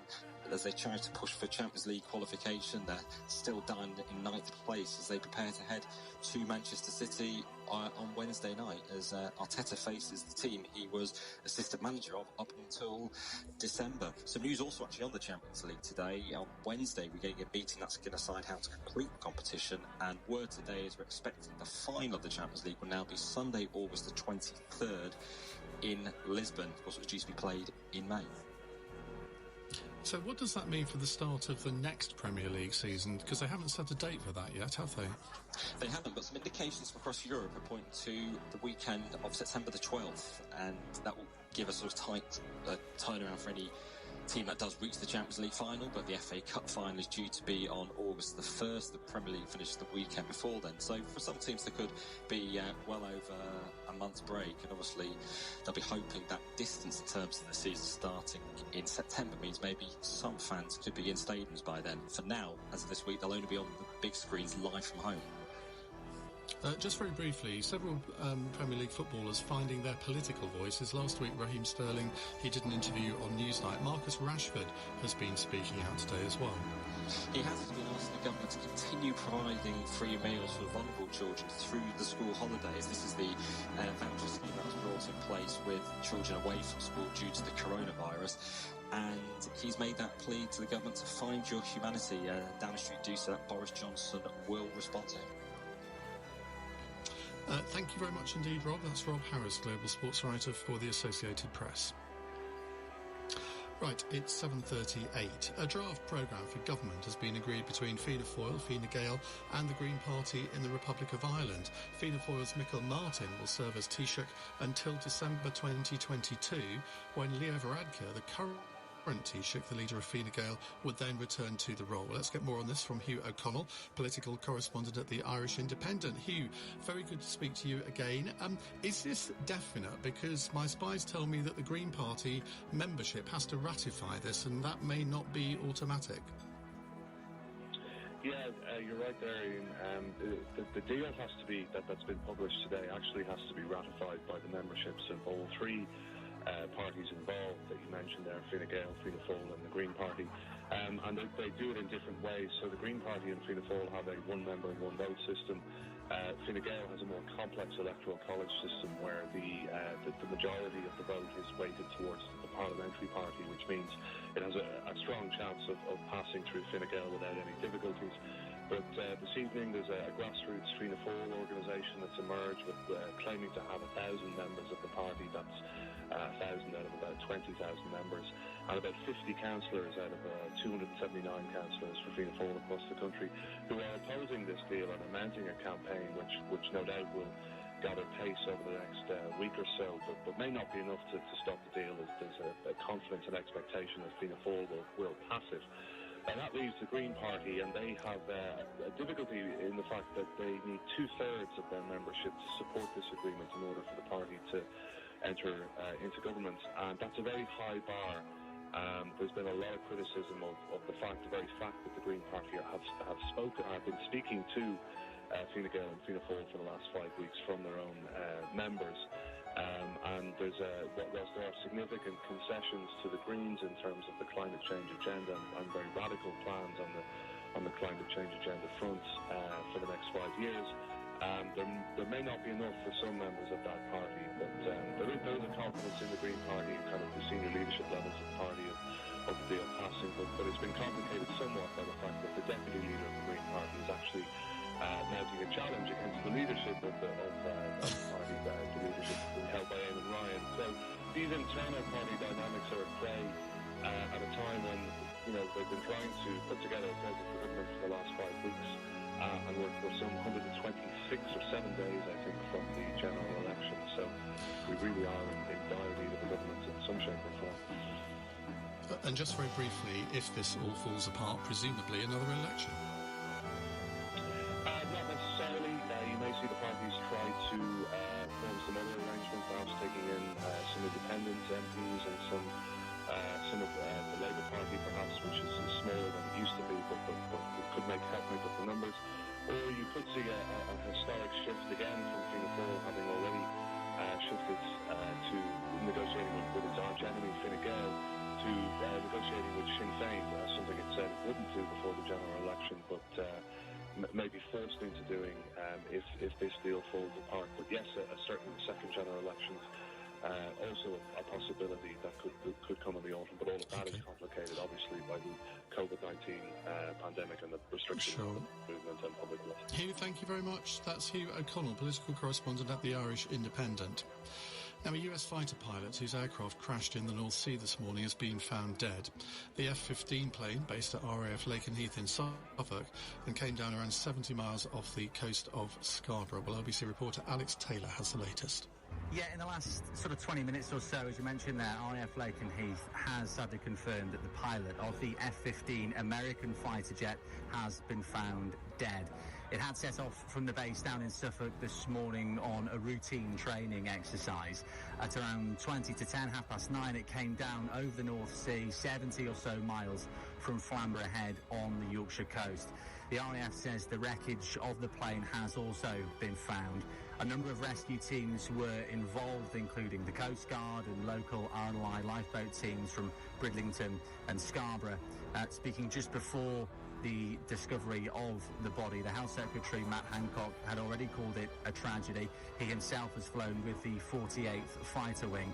He added that he knows what a blow this will be to the pilot's family, colleagues and the local community. That news in the last few minutes again. The body of the pilot from the F-15 military jet which crashed this morning has been found, according to the RAF. Alex Taylor reporting there. Well, every night on the News Hour, we're looking at different sectors and industries and how they're coping during the coronavirus pandemic and what can be done to help them recover. Well, tonight it's the hospitality sector, which is probably worse affected than virtually any other. Joining us now is Kate Nichols, Chief Executive of UK Hospitality. Kate, very good evening. Good evening, Ian. I had a very long email from a listener today in North Kent who owns a a hotel and health spa, and she outlined in graphic detail about how her business had been affected and how she just didn't know how she was going to cope in the future. You must get these emails and communications every day of the week from your members.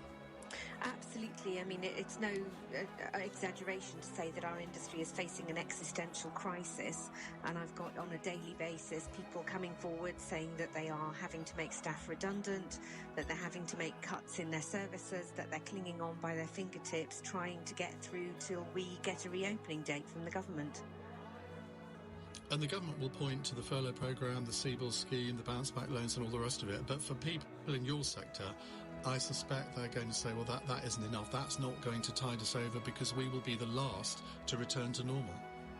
Absolutely. I think the hospitality sector generally was first into the crisis. Our hotels started to feel the effects of it at the end of January, beginning of February, and it spread through into our city centre pubs, bars and restaurants that saw the decline in footfall throughout February and into early March.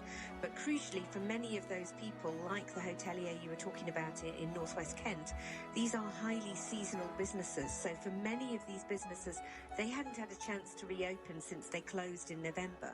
So they earn all all of their money when they open between April and October, and so they've been closed at their lowest ebb in winter. They haven't had a chance to reopen, but they've had zero income coming in since the middle of March, and across the sector as a whole, the ONS figures that were released on Friday said that hospitality turnover had slumped by over 90% in the last month.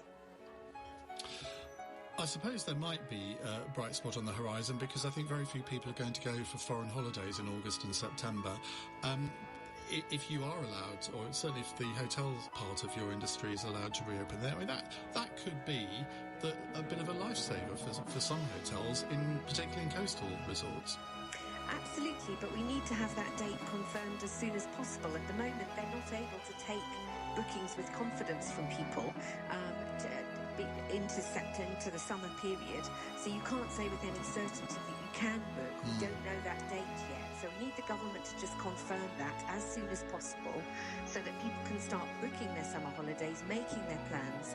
Otherwise, we will find out that our hotels and our coastal resorts are left behind, and critically, every week counts at this point, because as I say, they've got to earn all of their income between April and October before those coastal resorts shut down again, and they need to earn enough money to get through the winter. So is that the one thing you want from government, certainty on dates of reopening, or is there one other thing that you could add to your little shopping list? Well, certainty on dates of opening and the guidelines under which we will be reopening, and critically we would like a relaxation of the social distancing guidelines that we've got at the moment in order to allow those businesses to open and open viably. Without that, and without that cut in social distancing, we will need additional government support to help us to fund through the period when we're going to be closed. But it does make the difference between opening with 30% of normal revenues at 2 metres or opening at 70% and at break-even with 1 metre social distancing. So those are the two things that the government needs to do within the next week. OK, Kate, thank you very much indeed. That's Kate Nichols, Chief Executive of UK Hospitality.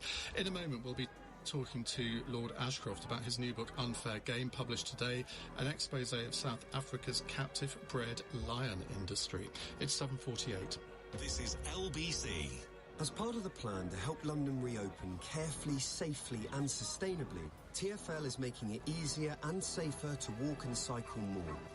We're asking all Londoners to do this wherever possible, saving space on public transport for those who must use it.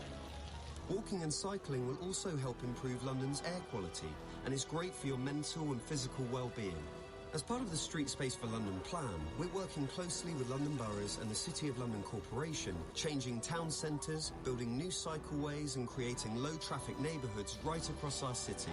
Some streets will be converted to walking and cycling only, with others closed to all traffic apart from buses. This will create more space for social distancing when walking and cycling and help reduce road danger. To help boost safe and sustainable travel, more Santander cycles are available at key areas. To find out more, search Street Space for London. To the Mayor of London and TfL, every journey matters. This is the sound of confidence being made in the British Army. Did you make it out? How about now? The sound of a soldier delivering medical supplies, serving their nation. The sound of confidence that lasts a lifetime being made. Recruiting now and always. Search Army Jobs. At Direct Line, we usually take out radio ads to talk about ourselves. But this ad isn't about us. It's about Fair Share, a charity who are tirelessly working here in South East London and across the country, putting others first to deliver food to vulnerable people. That's why we're providing their volunteers with personal protective equipment so they can continue to help and stay safe. If you'd like to support Fair Share or find out more about their work, please visit their website, fairshare.org.uk. That's FARE share.org.uk. Fair Share. They're on it. At Big Motoring World, we usually say go big or go home. But now we're saying go big from your home. Order the car you love from the thousands online and then collect in store. Contact-free digital signing, sanitized cars, and a whole lot of loving from 2 meters. Big Motoring Love has never been so clean. Order online at bigmotoringworld.co.uk. Big Motoring World. Ian Dale, text 84850. This is LBC. 10 to 8 on LBC. Britain is traditionally regarded, or we regard ourselves as a nation of animal lovers. And I think we hate to see abuse of animals, whether they're pet animals in our homes or whether it's animals in, for example, Africa. Well, you may have read over the last few years an investigation that Lord Ashcroft has been undertaking into effectively the captive bred lion industry in South Africa. Well, he's now written a book about it called Unfair Game, and he joins me now. Michael, very good evening to you. As I say, you've written about this in newspapers before, and you've been on my programme talking about it before. Why have you written a book about it now? Well, let me, nice to be on, Ian, but let me be clear that South Africa is a country I love. But a few years ago, I heard about lion farming from conservationists and experts I met, and I couldn't believe what I was told, so I decided to find out more. And when I realised the scale of this scandal, and that there were 12,000 captive-born lions and only 3,000 wild lions, I launched an undercover investigation, which I wrote about in the Mail on Sunday last year. Once it was finished, I launched another undercover investigation to go deeper into this murky world, because I knew it was the only way to expose the truth. And full details of both these investigations are in my book, Unfair Game. So how do you do an undercover investigation? I mean, it sounds quite dangerous in some ways. Well, Ian, these operations were dangerous. They took place over many months, and lion farming is linked to international crime networks and the billion-dollar black market in wildlife. So I had to assemble a team of people who are brave and experienced, and they mainly had military backgrounds, and most of them were ex-special forces.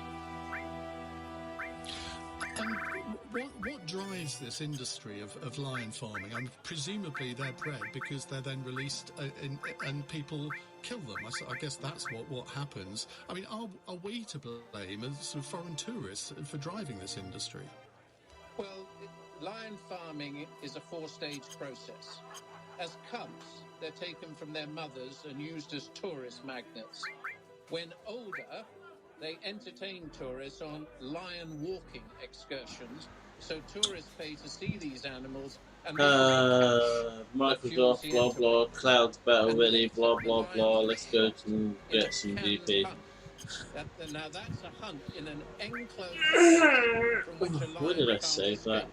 I did save it on the right one. They're slaughtered for their bones, which are sold in Asian wildlife markets. You see, I can't get my head around the mentality of anybody who could derive any pleasure from killing an animal, particularly in a confined space. I mean, we talk about sort of pheasant shooting in this country, but the pheasants at least have a chance to escape, right? Whatever you think about that. But these animals do not have a chance to escape. How can anyone derive pleasure from that? I can cross off. That's an interesting question. This isn't High game potions. hunting in the traditional sense. And I have got those now. I'm literally prepping to the max. I over prep because, you know, I'd rather over prep and make it a little bit easy. Pay thousands to shoot these animals, which are semi-tame, and which they have ordered on the internet. How much DP do I have on me anyway? For so-called hunters to shoot them. Oh, 734. Funnily enough, not funnily enough, New wave. to one side in the book, There you I go. quote a psychologist who specialises in the psychology Where are we going? of personality. And he told me We're about to sees very strong go parallels Choco Baby and camp hunters. It's fascinating stuff. Fucking go! Well, it is sad, but you can kind of see the link in some ways. I mean, and where are these people coming from? I assume they're not generally from South Africa. Is it Russians, Americans? Who is it that are the main customers of these places? Well, they come from all over the world. And often, typical is that they go onto the internet, often with password protection that are given to them by the people that market these, and up comes a whole display of lions with the prices, and then they pay for the lion, they go to South Africa, they go to one of these remote farms, they go to the lodge there, they meet the farmer, and then on the due day, this lion, often sedated beforehand to get in position, is put into an enclosed space, and then in comes the so-called hunter. And of course, these are tame lions, so they don't often sense or fear danger until too late, and sometimes the lions walk up to the hunters. And then the hunters, with powerful rifles, shoot the animals, and then go for the trophy shot, where they stand behind the animal with their gun, with a big smile, sometimes with their thumbs up. And for me, these are despicable people who have fun in killing a majestic animal and pay for it. And there is no conservation value here at all.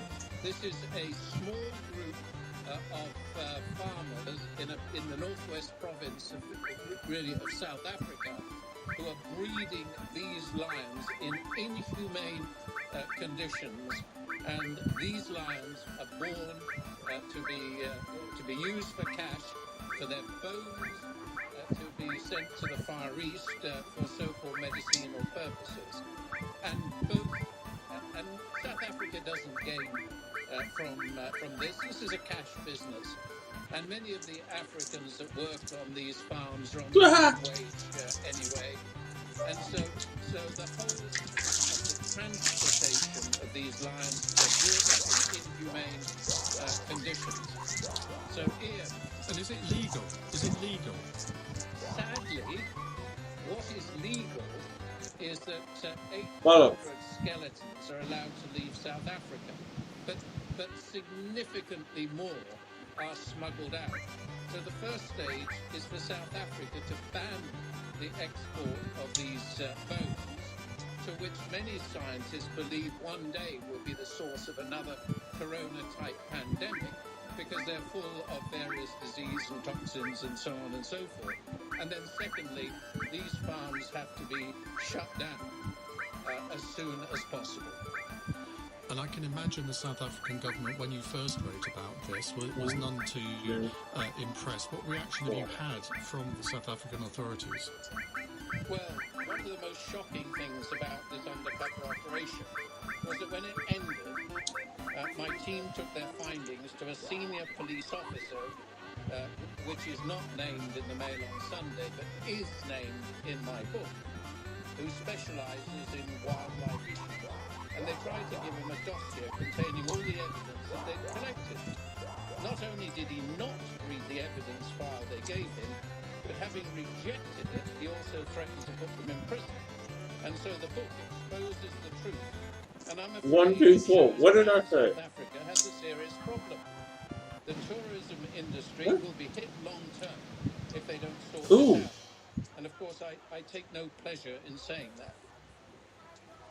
Well, no, because I know you spent a lot of time in South Africa over the years, and as you said at the beginning, that you're a great fan of the country. But final question, are you going to publish the book in South Africa? A Turbo Reaver cost 100 GP. I don't think that's going to give me 100 GP. Canada initially, and I hope, and I will be distributing. Although it would be good to find out. The president and other senior members of the South African. Yeah. A Turbo Eva cost 100 GP, and I essentially sold one for 150. Yeah, I'll take the GP every day here.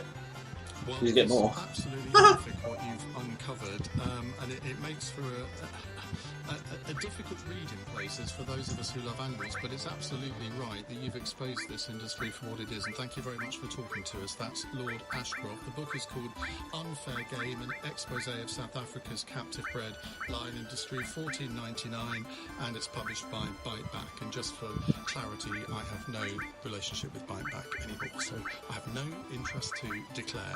In a moment, we will be talking about the sentence handed out to the man who was found urinating by the memorial to PC Keith Palmer. He got 14 days in prison.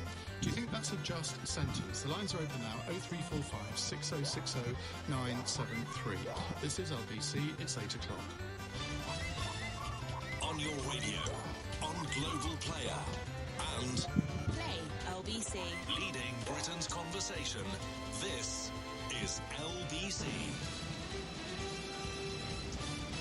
Turbo Weaver again. Newsroom, the Home Secretary says the government's considering all options to stop thugs who attack war memorials and to protect the police. Priti Patel has told MPs she was saddened and sickened by demonstrators involved in clashes with police in central London.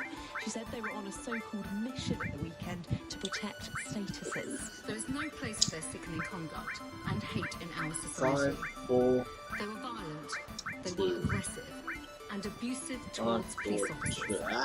They were patently racist. A 28-year-old man has been jailed for 2 weeks after urinating next to a memorial of a murdered police officer.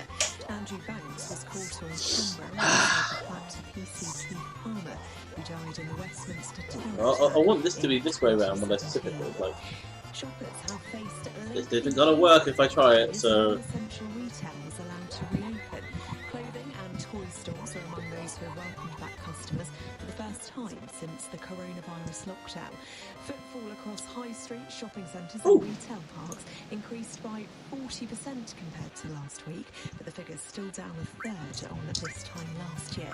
Managing Director of Debenhams, Stephen Cook, has told LBC customers' behaviour exceeded their expectations. We haven't seen any of the madness that I'm seeing some of the images of in the marketplace. You know, we've seen customers really understanding about the security measures and the safety measures put into place, really willing to wait. And this is our core Debenhams customer. It's incredibly loyal to us, but it's been very consistent throughout the day. It comes as Downing Street's 5, okay. 99. social distancing rule could take weeks.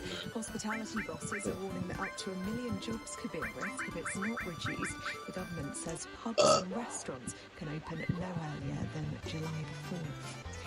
A body has been found in the search for a US fighter pilot who crashed into the North Sea. The F-15 jet based at RAF Lakenheath came down during a training mission this morning. Colonel Will Marshall is commanding officer of the American forces at the base. Out of respect for the family and their privacy during this incredibly difficult time, we will not release the name of the pilot until after all next of kin notifications have been completed. 5 pounds, that's over 20 GP. The 48th Fighter community. And our deepest condolences go out to the pilot's family and the 493rd Fighter Squadron. Next year's Oscars have been pushed back a further 2 months due to the coronavirus pandemic. Organisers say the 93rd Academy Awards will now take place on April the 25th next year, having originally been rescheduled for February. The LBC Markets report in the city, the FTSE 100 has closed down 40 points at 60.64. The pound buys $1.26 and €1.11. LBC weather, showers dying out tonight to leave clear spells for many. Some fog on eastern coast, a low of 12 degrees. From Global's newsroom for LBC, I'm Lucinda Horsley. This is LBC from Global, leading Britain's conversation with Ian Dale.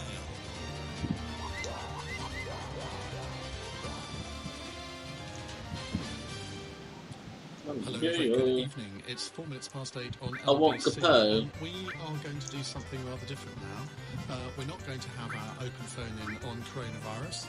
We're not going to mention coronavirus, I don't think. We're not going to be talking about race issues this hour either. We're going to be talking about sentencing. Because I want to follow up on that picture that we all saw at the weekend of the man urinating next to the memorial of PC Keith Palmer. And I say the words next to because that's actually what he was doing, and that's not to defend him at all. I mean, it's disgusting that anyone does that in a public place, let alone next to a memorial. But certainly reports I was seeing on the BBC were saying he was urinating on the memorial. I think you have to be really careful to get the facts right here. But in a sense, it doesn't matter. He was urinating in a public place next to a memorial for somebody who was killed only 2 years ago outside the House of Commons. Jesus. Now, he handed himself in because I think his father said, "Is that you?" and basically said, "Well, you need to hand yourself in," so he did. He was at the magistrate's court today and he pleaded guilty. And he was given a sentence of 14 days in prison, which I have to say I was rather surprised by. Now, I get that sometimes magistrates and judges make examples of people. They give them what are called exemplary sentences. I wonder whether you think that sentence was justified. I've consistently, over the years, argued that people who are not a danger to society should not be sent to jail. I really do believe that, because our jails are completely full. What is the purpose of sending this man to jail? Yes, it's to punish him. Fine. Are there not other ways we can punish people who've done things like this? And then allied to this is another story around sentencing today. Labour is going to support 10-year jail sentences for war memorial vandals. The Justice Secretary, Robert Buckland, is going to meet Labour MPs this week and discuss proposals to amend existing laws. Now, I'm certainly not going to defend anybody who desecrates a war memorial. I mean, if you look at what happened in the protest, not this weekend, but the previous weekend, where some little scrote jumped on the cenotaph and tried to set fire to the Union flag, that person needs to be found and punished as well. But should they be sent to prison for maybe up to 10 years? Really? I'm all in favour of heavy sentences for violent criminals. I absolutely believe that anyone who is a danger to society should be locked up for a very, very long time. Oh, bollocks. I'd like to see longer sentences for violent criminals. I'm meant to get it only would have been 5GP, but 5GP is 5GP. What good does it do to send someone to prison 1, 2, for 14 4, days? 5, It's not as if 6, you're going to rehabilitate them in 14 days, is it? 94, 91, I do wonder whether 103, 101. I'm really not. I mean, I know 94, after so 4, recent events 1, 2, 3, 1, used to 2, being 4. woke lefty and all the rest of it. But I'm really not. Come on, Toba Reaper. I want to see long sentences for violent criminals. I want to see those sentences served in full. I don't want to see people automatically released after half their sentence. But can anyone tell me what good it is locking up people like this man? It's not as if he's going to re-offend, is it? I mean, that's already gone by the book. There's no way that he would do that again. So it's not even a deterrent sentence. So what is the point of it? Well, I'm sure there'll be many of you that think I'm wrong, and that not only should I laugh. Yeah. I'll do a couple more races than I'm sure there will be some people that think that. Well, before we come to your points, let's have a word 1, 2, 3, 4, 5. Mike, give us a full background to this and what happened today. Image of Andrew Banks. Right, so 1, 2 they're both in the 80s, and then how in the 3, 4, and 5 and outrage on social media among so PC Palmer 3, 4, and in 5. the 2017 What about? Westminster terror attack, and is remembered outside Parliament by a small memorial. Oh, I've not done my normal The thing. image of 28-year-old Banks relieving himself in public was captured during the violent clashes between far-right protesters and police in central London on Saturday. It was widely circulated on social media, and it was yesterday when we heard that Andrew Banks from Essex had been arrested and laid to charge. Now, Westminster magistrates heard this morning how Banks had been heavily intoxicated during the day after a continuous drinking session he started the previous day on Friday, which led to him consuming in the region of around 16 pints of alcohol, the prosecution said. And Banks is said to have travelled to central London to protect statues, but after being pictured urinating next to the memorial of PC Palmer, his counsel, Stuart Harris, told the court this morning that Banks was ashamed of his actions. Now, we learned today that Banks was taken into custody after, you said a few moments ago, Ian, that he contacted police himself after being confronted by his own father about his actions. And in court today, Andrew Banks admitted one count of outraging public decency. Now, while he was there was the outrage of public decency offence, there was also wide condemnation from politicians as well as the public, including Tobias Elwood, who gave first aid to PC Palmer as he lay dying after being stabbed. The Home Secretary, Priti Patel, also tweeted the image over the weekend, simply writing, "Shameful." Clearly in pleading guilty, Banks accepted his actions, and as such, Ian, he'll spend the next 14 days in prison. Now, there's been a big debate about this sentence, and we're about to have a big debate as well. But an interesting development over the weekend has been Labour seemingly planning to support plans for these tougher sentences for those who desecrate war memorials. Now, what lies behind that? Well, that's right. So the Shadow Home Secretary Nick Thomas-Symonds confirming yesterday in an interview that Labour would work with the government on a bill that could see those who vandalise and desecrate war memorials receive harsher punishments, which could include a prison sentence of up to 10 years. Now, the protests that we have seen over the past few weeks have seen the cenotaph targeted with graffiti, and of course you mentioned the individual who jumped up and tried to set fire to the Union flag, and of course we've had the incident regarding PC Keith Palmer's memorial. It's thought around 125 Conservative MPs have backed a bill which is due to be presented to the Commons next week. MPs will meet with the Justice Secretary this week, while it's reported by the Sunday Telegraph that the Home Secretary Priti Patel and the Attorney General Suella Braverman will also be involved in these talks. Now, a change could come about in a desecration of war memorials bill, or in another form, like amending the Criminal Damage Act. The difficulty under the current situation is that unless the damage caused is in excess of £5,000, cases normally go to magistrates' courts and are treated as a lesser offence. Now, some of those who have previously been taken to court over such acts have faced jail sentences in the past, but clearly there is growing consensus among MPs across the House of Commons that the powers and penalties in their current form, Ian, don't go far enough. OK, Mike, thank you very much. Well, do you think that someone should be sent to prison for desecrating a war memorial, or do you think that there are other ways of punishing them? And if so, what are those other ways? I mean, community service is the traditional one. I think it would have been much better in the case of Andrew Banks, the man who urinated by Keith Palmer's memorial.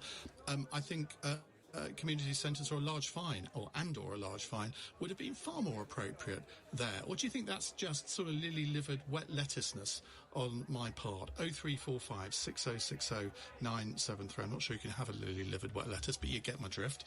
Brian is in Golders Green. Hello, Brian. Hi, Ian. How are you? I'm all right, thank you. What would you like to say? Yes, good show. I agree with you that the sentence is a bit harsh, and the reason I believe that is generally the harsher sentences, or the harsher the sentence is proportional to the criminal intent or motive of the crime, and it is up to the prosecution to prove that this person had malicious intent for urinating at this particular place, whether he he was just there was no public toilets nearby, so he didn't have a choice. So it is for the prosecution. Yeah, I think that is a really good point. That no one was suggesting that he deliberately did it on Keith Palmer's memorial. If he had, I think that would be something incredibly serious. I'm still not sure though that I would argue that it merited a custodial sentence. The fact is, he had 16 pints. Now, I don't drink beer. I've never had. I can't imagine drinking 16 pints of beer. I don't know if you ever have, Brian, but I imagine that probably blurs your judgment a bit as well. Exactly. So yeah, I think it's a bit harsh because it is not proven that he had criminal intent in what he did. So I think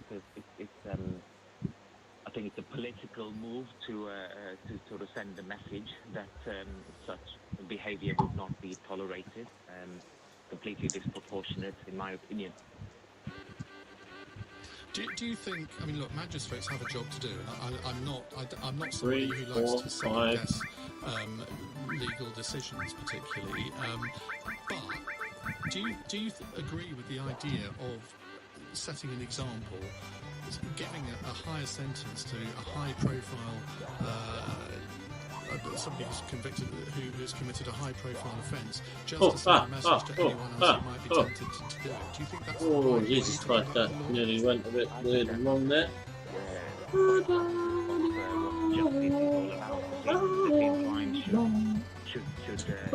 Should bring about the same punishment. Oh, I think it's a 345. So yeah. Publicity that crime My DP? Yeah, my DP. You know what I mean? Yeah, I need to find out how much DP I actually have. The whole point of the legal system in a democracy is that we should all be equal under the law. And exemplary sentences, I don't think, fit into that kind of legal system. Brian, thank you very much for kicking us off. 0344 6060 973. Our prisons are full. Should we really be sending people like Andrew Banks to prison? Also, bear in mind, it was revealed in the court that he suffers from mental health issues. I mean, what are we thinking of? Sending someone like that for... Okay, so I need... I'm going to do it incrementally because you don't... The game won't let you hold more than a certain amount of DP at one time. So if I were to try and save up 19,000 GP, it wouldn't let me. So I'm going to do it incrementally. So the first bit is 1,580, which I need to get all the DPs. Oh, she's lying. Oh, Coco's got up and she's lying down in front of me now. No way. We listen to our dreams. What have I got? One. We get right up close. I need like 300 more. On really good days, they become reality. From 2022, Honda's mainstream cars will only be hybrid or electric. Honda, the power of dreams. Minions, did you know Sky Broadband Superfast guarantees 1, 2, 3, 4, no 6. doesn't guarantee you'll win the game. Or that your video will go viral. Or that you'll match with the love of your life. But Sky Broadband Superfast 4, does guarantee 3. the speed we promised or money back. So reliable, it's minion proof. Sky, believe in better. 6, Sky 4, is 3, 6, 4, 3, for 3 consecutive days. 6. 1 month subscription refund What is it? twice a minute after first fortnight to see Sky.com. So I often struggled at school.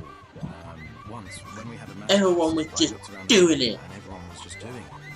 And I couldn't. I began to cry. But my teacher came over and said, it might look like one big problem, but it's just a handful of small ones, and you can deal with it. I hear her voice in my head for every problem I face to this day. Teaching, every lesson shapes a life. You can get £26,000 tax-free to train as a teacher, subject to eligibility and selected subjects only. Search Get Into Teaching. At Wix, we know keeping the homes of I only would have been a person anyway. Bollocks, I'm at the C-class. Oh, you know what? I really don't care. Shop with us in store, click and collect, or have your order delivered. Not a member? Download the app to register. Always cheaper with Wix Trade Pro. Terms apply. At Incon. Something new. You can start the conversation at Hello You. Sign up and browse profiles for free at helloyoudating.com and start the conversation today. Ian Dale on LBC. I'm such a snowflake, according to several of you on the text. In fact, let's read a few texts out before we go to Michael in Swindon. Chris, you know, I don't says, Ian, the 2-week sentence for Andrew Banks is about right. Sadly, he'll serve about 4 or 5 days. I hope he's not expecting sympathy. Well, he's not going to get sympathy. 1, 2, 3, 5, 6. On him because what he did was fundamentally 103.98. disgusting. Blah blah blah. But is a jail sentence 103, to this? 102.98. 14 So days is enough. 5, The biggest thing 6, is 3. being named and shamed for this disgusting act. And someone else says this man 5, with a 14-day 6. sentence is utterly useless. He will not learn anything from his actions or even why. It is offensive. Sorry, the screen just went funny. He will wear it as a badge of honour, stating that he went to prison. He should have been given a lengthy community service order. I'm not so sure about that. I don't know what his background is or what his motivations in life are. Apparently he went to protect statues, but when asked he couldn't actually name which statues he went to protect, which probably tells you all you need to know. I said on Oh yeah, I got it.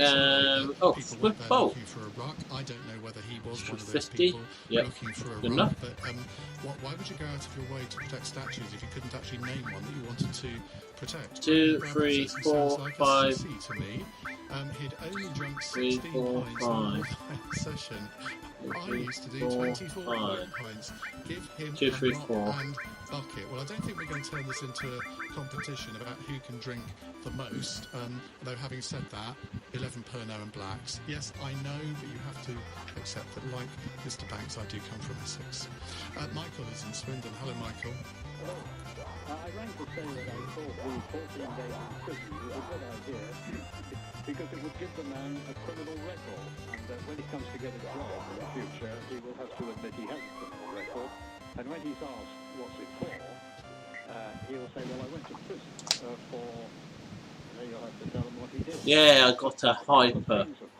What did freaking do? Because you might as well just say, well, looking up and throw away the key, because what you're saying is you don't ever want him to get a job again. No, I think the criminal record ceases to be valid, doesn't it, after a while? He'd only have to... I mean, 4 and 6. 4, 6. First of all, appears. I mean, No, 7, like 4. No, it's 7. 4, 5, 6 we were.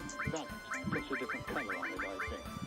But also, there is also the consideration that, as you said, it tells you all you want to know. That, having heard him say that he went there to protect statues but couldn't name one, that seems to wipe out his contention that he went there for that purpose. But with mental conditions, I mean, the man who hacked into fucking lovely, blah. Was held by his mother to have mental problems, but the United States Army still wants him. They're still asking for him. 1, 3, 4, 5, 6. I'm not sure the two things are entirely comparable, though, because I have to say, and I said that, you're talking about Gary McKinnon, I think, aren't you? I remember saying...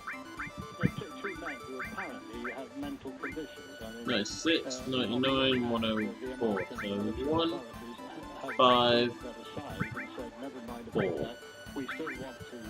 1, 5, 4. There we go. Send them across.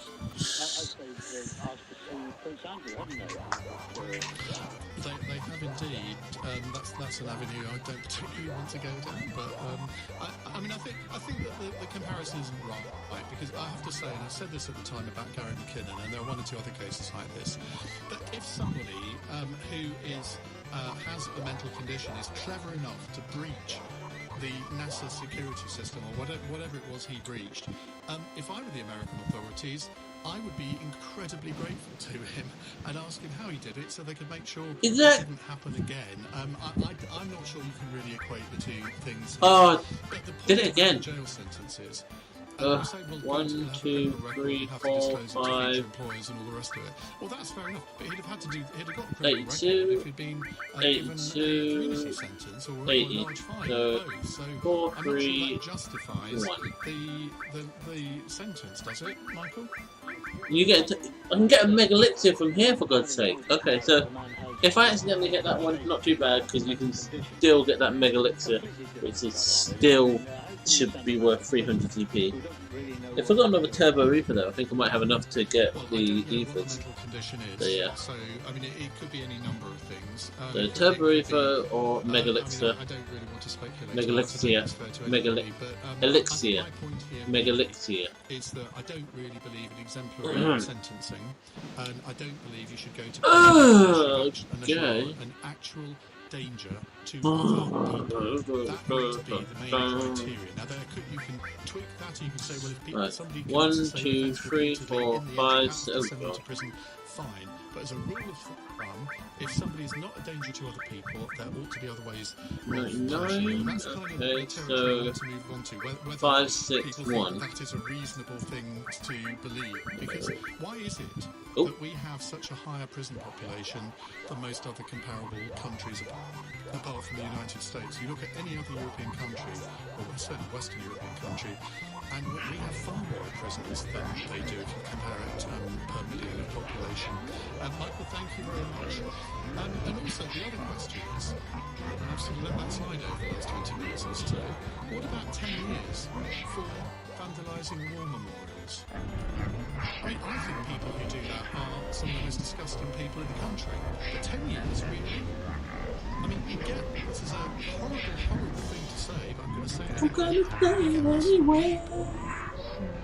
Are we really going to justify 10-year sentences for vandalising laws. Are we going to say that that's a worse thing to do than rape somebody? Are we really going to say that?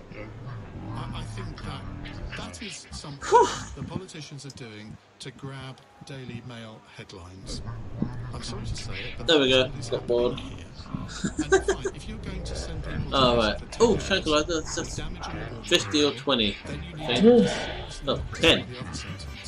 For actual harmful crimes. Jeez. Do you not? Right. Bob is in Cheshire. Hello, Bob. Hi, Ian. 1, 2, 3, 4, 5, and give my interjection into this point. oh, 104, 104, 102, 5, 3, 2, 5, 3, 2. We on this memorial because I don't agree with what it stands for. And the actor's phrase,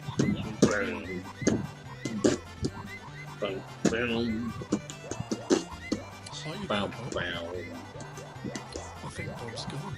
Right, let's do a couple of texts. David Gordon says, when you say that this man was not a threat to the community, you're not really considering that he was part of a group of thugs that came to London to make monkey noises at black people. He would come again to London for a fight, given the opportunity, and probably do the same. Well, those are assumptions on your part, David. There was an incredible number of people who were violent towards the police in that demonstration on Saturday in Parliament Square and opposite Portcullis House on Victoria Embankment. You can't say for certainty that he was one of the people who were part of that. He was on the demonstration, but as we all know, on all demonstrations, it's not every single person that indulges in mindless violence. Now, I happen to think at that one, judging from the pictures I've seen, there was a larger proportion of people who were engaging in violence of one sort or another, whether it was actually physical violence or just being threatening to the police. But we don't know that he was one of them, so let's not make assumptions. I think we have Bob back on the line. Hi, Bob. Hi, Ian. Yeah, sorry, I found myself on 6, 4, 2. Okay, so as if we're on Zoom, isn't it? Yeah, my ears are bigger than I realised, so see, I get that on my phone as well. It's really annoying, isn't it? Anyway, carry on.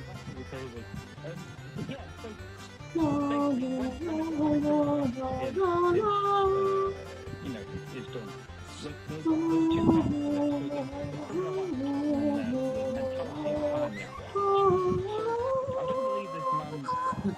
Specifically seeking out people to go and desecrate it by urinating on it.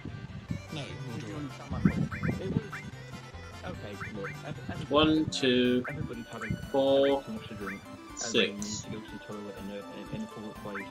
This man just happened, I think, to be in the wrong place at the wrong time, and he needed a wee. And it's like if he was 10 or 15 meters down the street, would he receive the same rap? I'm not too sure. We should point out it is actually illegal to have a wee in the street, isn't it? No, of course it is. But the judgment of having a wee, against a lamppost and having a wee against obviously it's horrible, but it was, keep harm's grave is moral. I'm very sorry. But it's 2, 3, 4, 5, 6. Would the consequences have been the same? 96, 90, 90, 98. Parliament, so, I mean, you 98. That one both ways.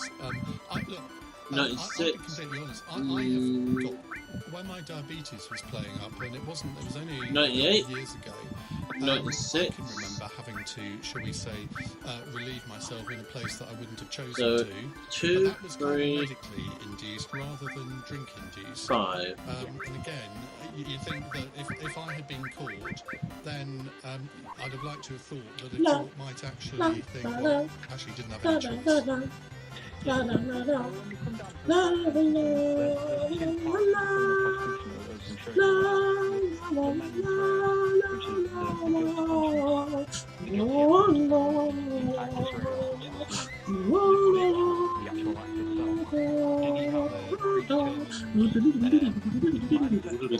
Oh, yes.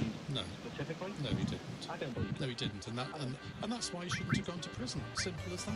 And I don't understand why a magistrate couldn't see that. But there we are. Bob, thank you very much. I'm glad you unmuted yourself. Don't do it again. 4, 5, 6. Keith on a tweet says, "Give me a break. Won't do it again. He got drunk the night before. Didn't sleep. To defend the man's memorials. So." This doesn't make sense.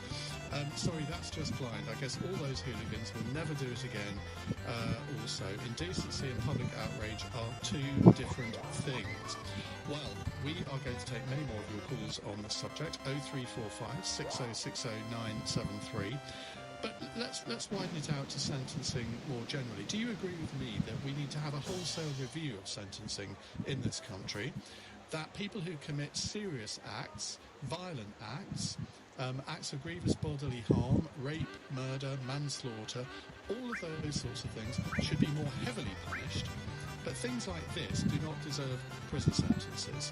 So therefore, we need to take these people out of the prison system and free up probably, I don't know how many thousand places, let's just say it might be 10,000 prison places, which could then be filled by people who are actually a danger to society. Now, if I was Prisons Minister, if I was Home Secretary, if I was a Justice Secretary, that is what I would be seeking to do. Would you like to make me Justice Secretary? That's the question, really, isn't it? 8:31, let's get the latest news headlines from Lucinda Horsley. Labour has criticised the Prime Minister's promise of a new commission to examine racial inequality, insisting urgent actions required now. Shadow Justice Secretary David Lammy says the government's already had 250 recommendations from previous reports and needs to just get on with it. The pilot of a US fighter jet which crashed into the North Sea has been found dead. The F-15 aircraft came down around 70 miles off the coast of Scarborough this morning, and investigations underway to determine what happened. There have been long queues outside shops in England as many reopened today for the first time in nearly 3 months. Figures suggest this morning's footfall was up by almost half on last week, but it's still much quieter than before the lockdown. LBC weather, showers dying out tonight to leave clear spells for many. Some patchy fog on eastern coast, a low of 12 degrees. This is LBC. For plenty of professional tradespeople in an abundance of trades, you're sure to find your perfect match at trustedtrader.com. It's not business as usual right now, but Square has tools to help your business adapt. Like Square Online Store. You can start selling online in a few easy steps with pickup, delivery and shipping options. And if you are selling in person, you can take contactless payments with hardware like Square Reader and Square Terminal. You'll get your money the very next business day, so you can put it to work. All these Square tools work together when you're selling, and there's never hidden fees or long-term commitments. Find out how Square can help you get back to business by visiting square.com/UK.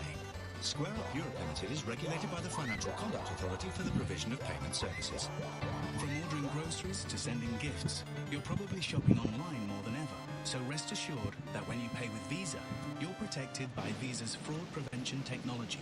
And if something does go wrong, Visa's zero liability policy means you could get your money back. Search Visa. How you pay matters. Terms apply. And we're rolling. Discover the rich taste of Galbanio mozzarella. It's Galbani. Try again. Italians swear by Galbani's fresh, authentic. Galbani? Once more. Whether it's pasta for one or pizza for the whole family. Galabani. Galbani? Galabani. Galbani. Galabanani. Galbani. Galbania. Galbani? For proper Italian mozzarella, it's got to be Galbani. This summer, be someone that braves the shave for Macmillan Cancer Support. I'm braving the shave for my family. When my family members got diagnosed with cancer, it turned our world upside down. Without Macmillan, I don't know how we would have gone through it. Get sponsored by friends and family to help us be I need there for 80 more. with cancer. Braving the shave has been amazing. It's Okay. an experience that's going to stay there for a very long time. If you're considering braving the shave, go for it. Sign up today at bravetheshave.org.uk. Leading Britain's conversation. Ian Dale. Tweet at LBC. 8:34 here on LBC. We're talking about sentencing and whether sentencing should be revised, and that serious sentences need longer sentences, and that more minor offences should not have custodial sentences. James in Barnet says, I support the proposed punishment for vandalising a war memorial. You're basically saying, but it's only a bit of vandalism, a low-level crime. No, we have generations of people who can't be told what to do, and who need to be held responsible for their actions and not pass the blame. There is no excuse for desecrating a war memorial. Well, I agree with all of that. Okay, sorry about that. But I don't really believe that it just turned on a different device, and because it hadn't been turned on for a while, James is referring to there is effectively a zero tolerance policy. 101.97. Zero tolerance as well. But I do think we need to be imaginative about the kind of punishments that we mete out to offenders. Whether they've done what Andrew Banks did next to Keith Palmer's memorial, or whether, like the person did who climbed onto the cenotaph last week and set light, or tried to set light to the Union flag, and people who graffiti on Churchill's memorial as well. I mean, to me, that is an offence, but they wouldn't send someone to prison for it. Alex is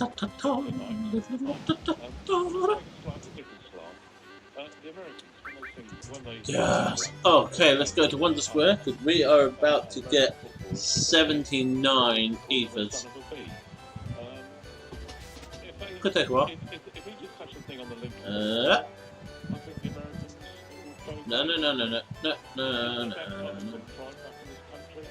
Yeah. I'm sorry, it was in the wrong place in the wrong time. And to do that next to the PC block, like 1, 2, 3, 4, 5. PC 1, 2, 3, 4, 5. Well, I don't think you need. I don't want potion. Shit. If he had deliberately urinated on that memorial, I might have a slightly different view. I'm still not sure I would want to send him to prison, because that would just be making an example. And I don't believe that the legal system is there to make examples. I believe the legal system is there to mete out equal punishment to everybody. And I don't think it's got anything to do with putting pride back in the nation. I think there are other ways of doing that rather than sending people to prison for what is a comparatively minor offence. Is your lesson to learn from America, or no? I'm going to be here for a while. No, I don't. I really. Well, it's going to take I think there might be lessons to learn about how they treat their food, and I don't think there are many lessons to learn. Well, that's from their 1 out of 3 items nearly got all of. You've got, I mean, is it 3 million Americans in prison in America? I mean, I cannot see any way that those kind of numbers can be justified. Okay. The way the country's falling at the moment, I don't think the nation will step to anything less. What was the judge's guidelines on this? Was that the maximum sentence? I don't know. I don't know. I'm not a lawyer, but if any lawyers want to phone in and tell me what the guidelines would have been here, I'd love to hear from you. Thank you very much, Alex.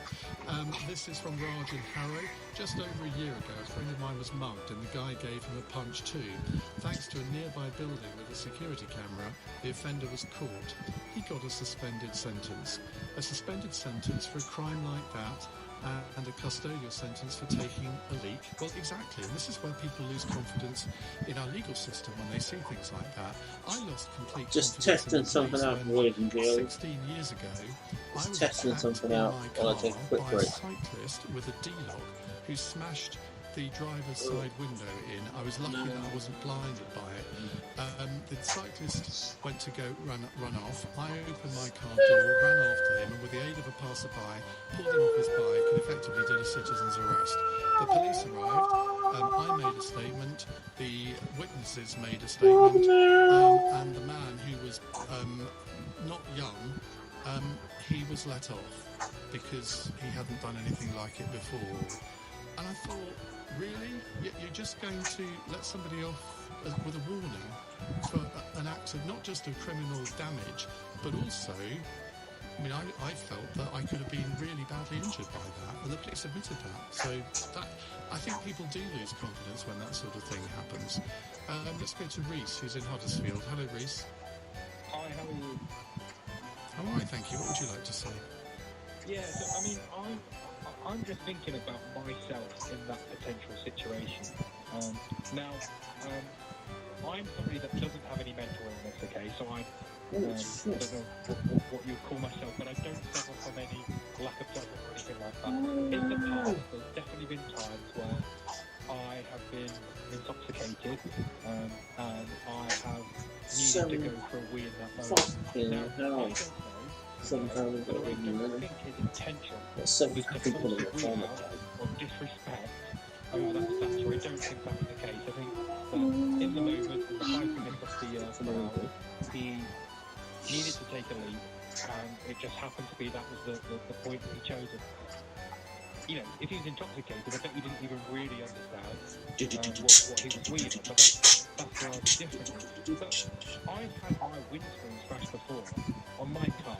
Someone has been caught for that, and no further action was taken. So how is that less of a crime than somebody weeing on a sector? It makes no sense.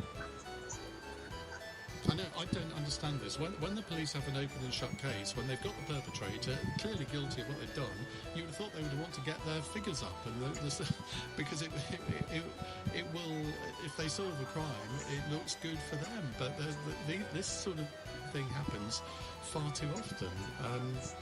I mean, obviously, when he gave himself up, and the fact also that he gave himself up, he pleaded guilty, you would have thought that might have counted for something. But then, of course, you see, I have people like Can, who's tweeted in saying, Ian's desperately trying to defend Andrew the urinator. If it were a black man on the BLM side, would you still defend him? I wonder. So what you're saying there, Can, is that I'm a racist, effectively, aren't you? Because I would say exactly the same. It doesn't matter whether you're black, white, whatever. You judge people on what they do. And here, I mean, it's a disgusting thing to do, and I made that clear right from the start. But I just question the sentence, just as I would question the sentence if the person is caught who tried to burn the flag on the cenotaph. I don't think that merits a jail sentence, if I'm honest. I think it's a terrible thing to have done, or tried to do, but I don't think it merits a jail sentence. No, not at all. And I think, actually, you've got to look at it as a case. I think, like you pointed out, he went into the police station and handed himself in.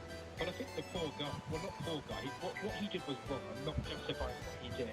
But he's probably had punishment enough in terms of the attention he's had in the media and the name that he's going to get called anyway. I don't get what sending him to prison for that was going to do. And if that was me and I was intoxicated, I've done loads of stupid things when I've been drunk. And if I was to be sent to prison just for a wee, it would change my whole life, it would ruin my job, ruin the relationship I have with my son. I mean, that would just be crazy, but just because of that one action.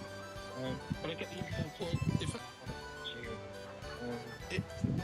If I had the top of the Pops music to hand, we could do the top 10 things that Reese has done when he's drunk. But luckily, Reese, for you, I haven't got that music to hand, so we won't indulge ourselves in that way. Thank you very much indeed. Let's go to Brian, who's a new caller in Edenbridge in Kent. Hello, Brian.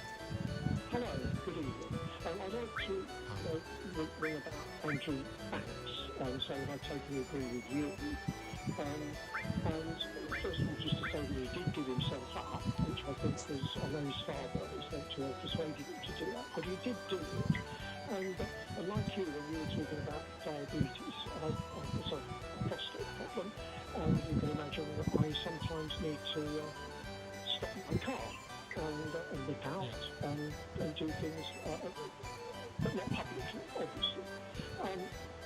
But something that no one seems to have mentioned, I don't know if they have at all, but it's, as far as I know, all the public toilets are locked in London, or were locked on Sunday. So he had no option, did he, if he needed to relieve himself.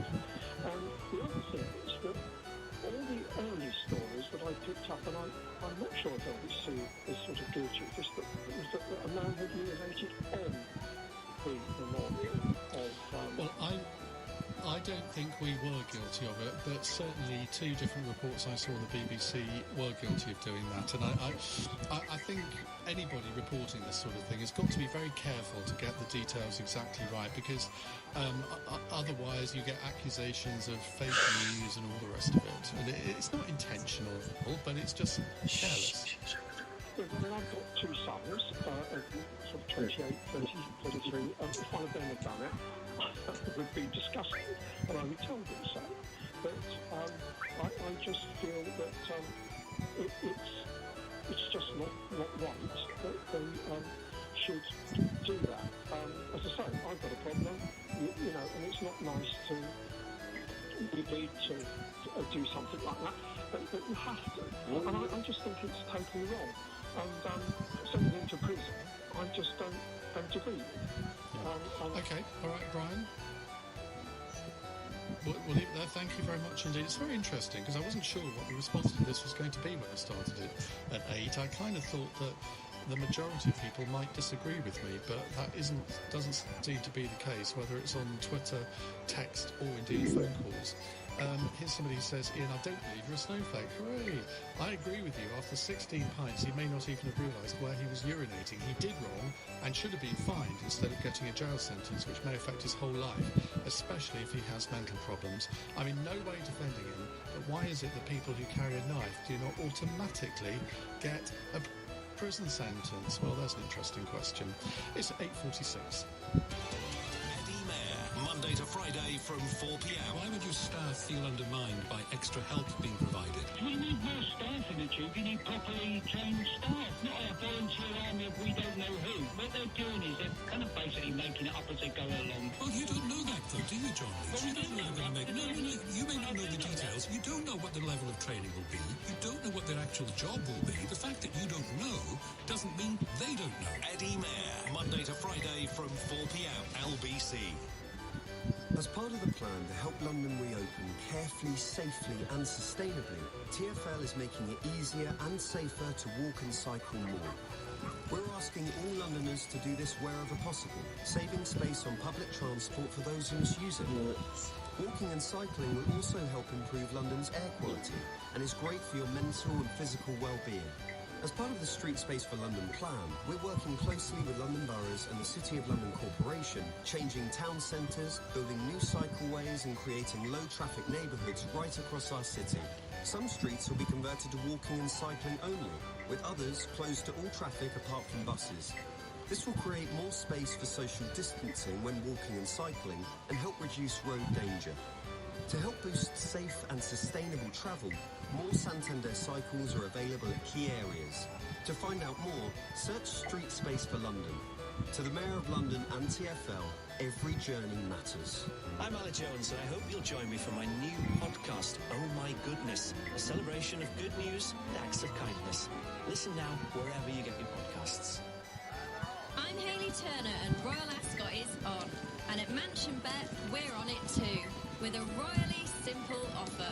Every day in the first race, we'll pay you as a winner if your horse finishes second. So where should you bet? It's not rocket science. It's mansionbet.com. New customers only. Minimum bet £10, max £20. First valid bet only. Max payout £500 as cash within 24 hours. Full terms at mansionbet.com. 18 plus. BeGambleAware.org. It's not business as usual right now, but Square has tools to help your business adapt. Like Square Online Store. You can start selling online in a few easy steps with pickup, delivery and shipping options. And if you are selling in person, you can take contactless payments with hardware like Square Reader and Square Terminal. You'll get your money the very next business day, so you can put it to work. All these Square tools work together, no matter where you're selling, and there's never hidden fees or long-term commitments. Find out how Square can help you get back to business by visiting square.com/UK. Square Up Europe Limited is regulated by the Financial Conduct Authority for the provision of payment services. This is LBC with Ian Dale. Call 0345 6060 973. We'll get back to your calls in a moment, but first I just wanted to tell you about Global's Make Some Noise, which returns this Friday. Now, as always, we're trying to help small charities around the UK, and they need our help now more than ever. Coronavirus has affected so many people in so many different ways, as we hear every day on the programme. But it's the most vulnerable who are struggling to cope right now. Now, Emma has 3 children and was just getting by before coronavirus. Her husband is a self-employed taxi driver. His work, as you can imagine, has reduced significantly because of lockdown. Global's Make Some Noise. Supported by HSBC UK. I kind of open them and put them in the drawer. That's what I do. And then I think, I need to pay it. And my priority is food because I've got one child that's struggling to eat. I've got another child that just eats for fun. Obviously, I've got a baby not to pay for nappies as well on top of that.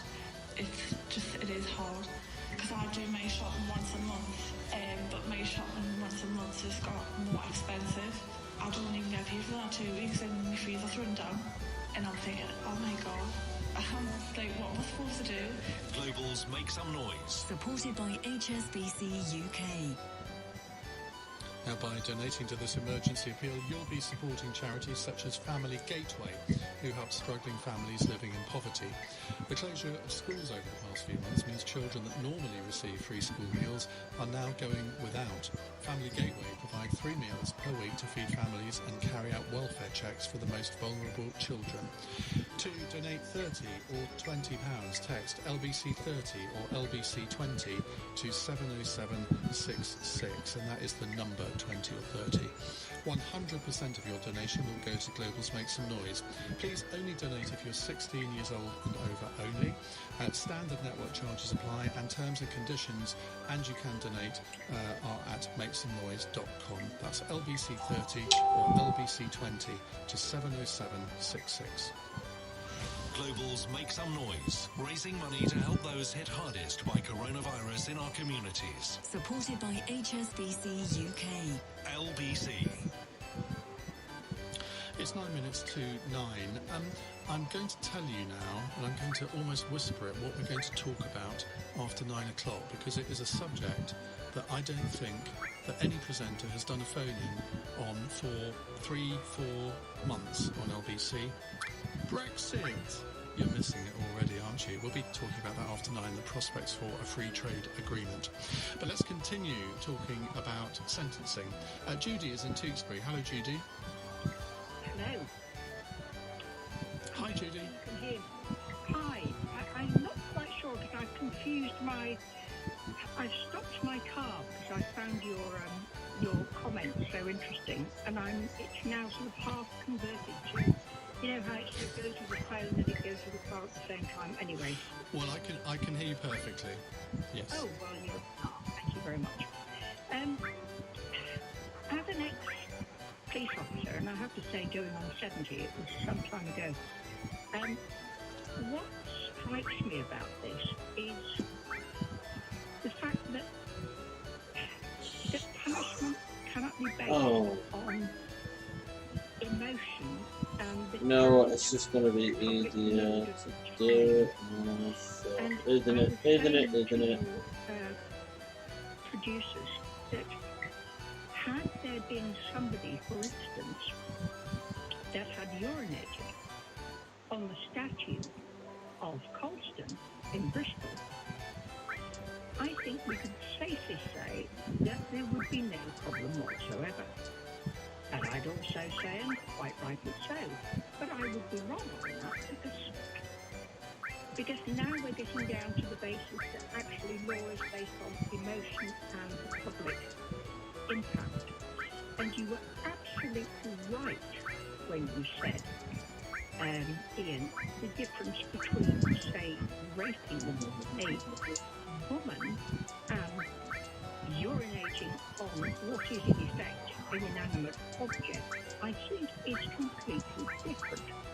And I'm just going to finally say, if you were going to go to Thailand, for instance, if you were going to tear a 100-baht note with the king's head on it, you would probably be in jail for about at least 5 years, because it's considered absolutely an effrontery.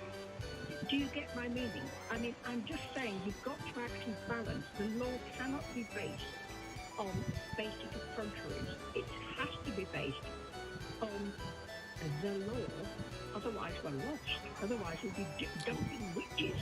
You know, we're going to be throwing witches into ditches and hoping they bob up. Well, that's an interesting way to end the call, Judy, but you're absolutely right. I mean, look, we kind of agree, so let's continue with the conversation. Judy, thank you. Let's go to Jason, who's a new caller in Brighton. Hello, Jason. Hello, Ian. Can I just say what a fantastic caller you just had on? She is absolutely brilliant. But my point, if I can keep it brief, because I know that you're in this bit of a rush, I'll just say where I'm coming from. I'm a lawyer myself. I'm in Brighton, black guy. I went on the Black Lives Matter march yesterday, and it was absolutely brilliant.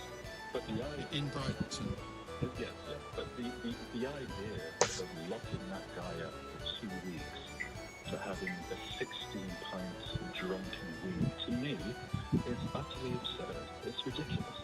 That's my view. That's all I can say, because if you look at who is in prison and what they're being locked up for, there are women in prison locked up for stealing food in the shops. So I can't do it anyway because they're about 16. It sends a message to the politicians, but it doesn't solve anything. And for me, it really doesn't do anything. What he needs there goes that idea. For him to sit down and speak to me, for example. I'd rather people sit down with him and speak to him for 15 minutes rather than bang him up for a week. It's only been 7 days. I'm not sure that qualifies as punishment to speak to you, Jason. Well, my wife made a bit of. I know what you mean, though. I do know what you mean, because look, I don't know what his motivations for going on that demonstration. I mean, we can all speculate till the cows come home. But I mean, if for example he was an out-and-out racist, because I mean some of the people there clearly were, then I think that would be a really good thing, that he should sit down with someone like you, and not for 15 minutes, for a lot longer than that, because a lot of racism is born out of fear, and once you actually work out that the motivations, the aspirations, the lifestyle, the priorities of somebody who has a different skin colour to you are actually exactly the same as yours, then you have no reason to fear, do you? Absolutely right. And you know, the contrast and the sort of irony of it all is that he's urinating next to or on to a monument of somebody who was stabbed to death by a racist, effectively. Yeah. And so, you know, that's, I do have sympathy, especially I think he spoke to his dad, and I think his dad made him turn himself down. As much as I hate the fact that what he was doing, why he was there, is apparently he said, well, I was there to defend the statues, and they asked him which one, couldn't name a single one. Quite aside from well, I think his family will be feeling... is wrong. Yeah, well, his family will probably be feeling a deep sense of shame at the moment. Jason, thank you. James in Ealing, I do apologise, but we've only got a minute with you, James. No problem. Thank you for this. Would you make a point just with this? I would say no, because you're sending a mixed message. You said you have a zero tolerance policy towards crime, but the question is, does the punishment fit the crime in this case? So you can't send that mixed message when you can, but in this case, I think... Well, I don't think it is a mixed message. But it is. I mean, I have a zero tolerance towards this, but I can clearly differentiate between right and wrong, and I just question the sentencing here. That doesn't mean to say that I can't believe in zero tolerance. No, I understand that. But when you look at, we're talking about mental health issues, if the magistrate was so concerned with his mental state, surely he would have been assessed of his mental state before sentencing. Well, that argument doesn't hold. Well, I'm not sure that's true in a magistrate's court, because I mean, he was arrested this morning. Was it? I can't remember whether it was yesterday or this morning, and then immediately sent to the magistrate's court and dealt with. Now that's a good thing. I'm all in favour of speedy justice, but I don't think you could have a very quick assessment of his mental health state. Well, exactly, you can't. But equally, if that's been put in as an aggravating factor, and certainly the prosecution would have made argument for the fact Instead of receiving it, were the public or the riots that were going on, we can't have it both ways. Who's the victim in this case? Have the victim's family, the officer's family, do they have a view in this? Because surely they would have a view of what's been going on. Well, that is an interesting question to leave hanging at the end of the hour. James, thank you very much indeed for that. Right, we are going to change subjects now, and we're going to talk about Brexit. We're going to talk about the possibility or possibly lack of possibility of a free trade agreement by the end of the year. Do you support the government in their desire to right, so we have Boris Johnson got said, all the and kickstart these talks? now. What if they all go wrong? 0345 6060973. Has Boris Johnson got it right when he's negotiating with the EU? You're listening to LBC. It's 9 o'clock. On your radio, on Global Player. Yes, David. I think I need to set up now. From Global's newsroom, Labour has sharply criticised the Prime Minister's promise of a new commission to look at racial inequality. Shadow Justice Secretary David Lammy says urgent action is needed now. We've got literally over 250 recommendations from countless reviews already on the book. We need to implement those reviews. We need action from this Prime Minister. Step up, get on with it, stop kicking the issue into the long grass. Well, Boris Johnson says progress is already being made following Black Lives Matter protests across the country. But the Prime Minister says the process of stamping out racism won't be easy. No. It comes as the Home Secretary's condemned the violence. She literally took all my damn money. Seen in central London at the weekend. She didn't even need it. Says counter-demonstrators claiming to be protecting Sir Winston Churchill's statue. That's a good job. I got extra money then. Racist. She's told Right, so we just need to save up. 16. Yeah, so I'll still have to do it incrementally. And who have continued to live their lives within the rules throughout this pandemic. I completely hear their anger. To the police who continue 2, 3, 4, 5, 6. You have my full back. Oh, 101, 102, 104, so 5, my earlier remarks. 2, 3, 2, 3, 5. Another news as non-essential shops social distancing rule. A mullet. Hospitality bloody mullet. Jobs could be at risk if it's not within but the government says pubs and restaurants will reopen no earlier than July 4th. Foreign Secretary Dominic Raab told today's coronavirus briefing it's not an easy decision to make. We're finding that the scientific basis is constantly evolving. So what we will do is make sure that we come up with the Yeah. You won, yeah. Good on you. Great. Take those judgment calls. Yeah. 1, 2, 3, 4, 5, 6, 100, 105. What's the highest? 90. It means the total here has now reached more than 41,700. A body's been found in the search for a US pilot who crashed into the North Sea. The F-15 jet came down during a training mission this morning. Next year's Oscars won't be happening in February after all. The 93rd clouded Battle Square ready. By a further 2 months to April the 20th. I'm blinging it up, bitch. No, I'm bringing. What's back into the can? 136, 163, 136. LBC weather, showers dying out to leave 50. for many tonight. Some fog on the GP. eastern coast, a low of 12 degrees.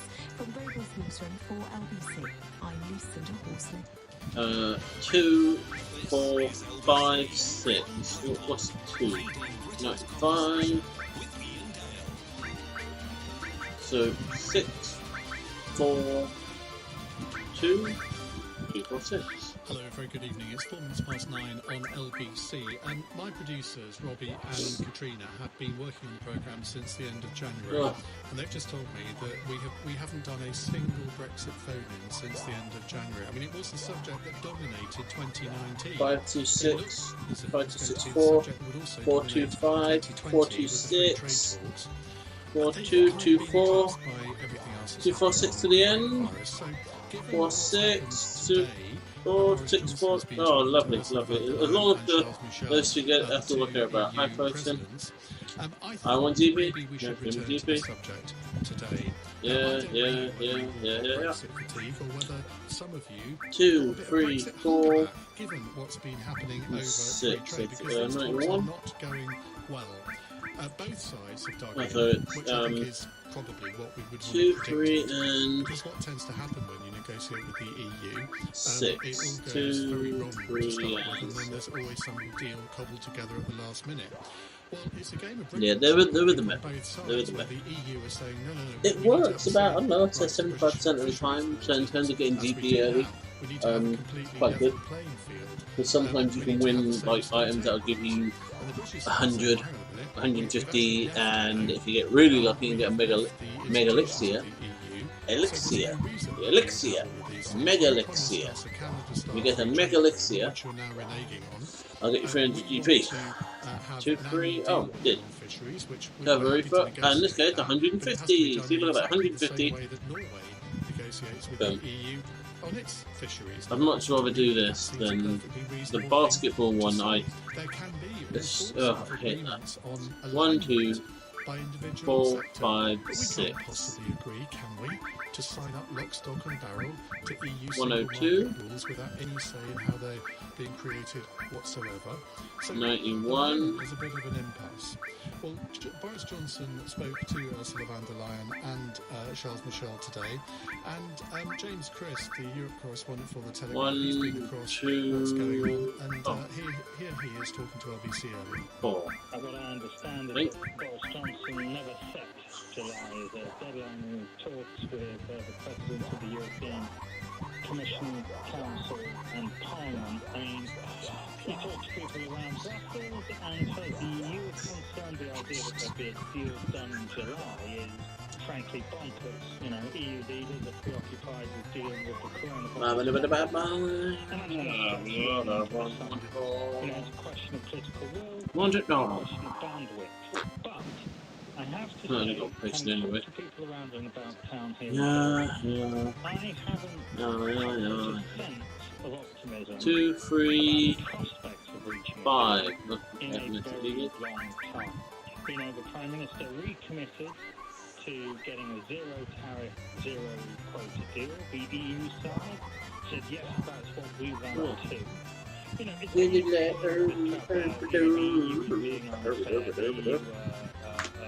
Are asking for more from us than they're asking from Canada and Japan. Well, look, who like my post? You know, they are entitled to ask whatever terms of access they want to ask from their market.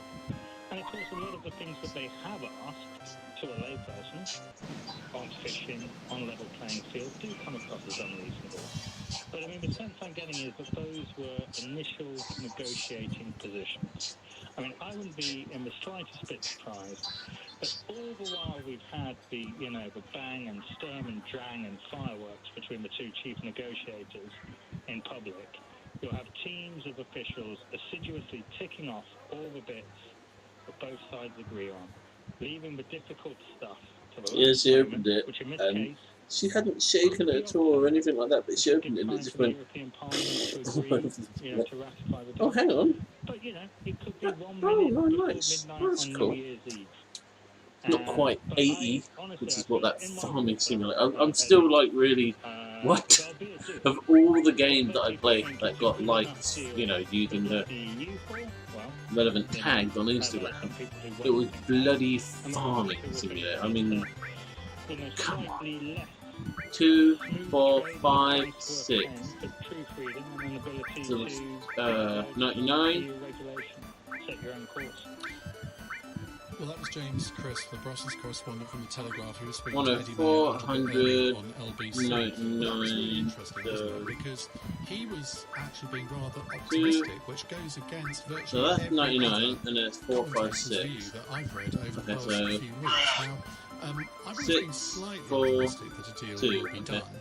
I wonder what you 2, 4, 6 again. think Boris Johnson is negotiating here, because it is in stark Daddy-o! contrast to the way that Theresa May negotiated, and I put that word in inverted commas with Theresa May because I think the EU never really believed that she was serious in what she was saying, so they took advantage of that, just as I would in any negotiation. I mean, clearly, you see your opponent's weak point and you exploit it. Her weak point was the situation in Parliament, and they exploited that remorselessly.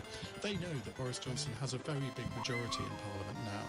But I wonder whether you think that Boris Johnson was wise to rule out an extension. That'll be 10 or 5. Given what's happening with coronavirus, it would have been entirely understandable. That's fine. I think there would have been some who would have railed and 1, 2, 3, 4, if he had said 6. we want an extension.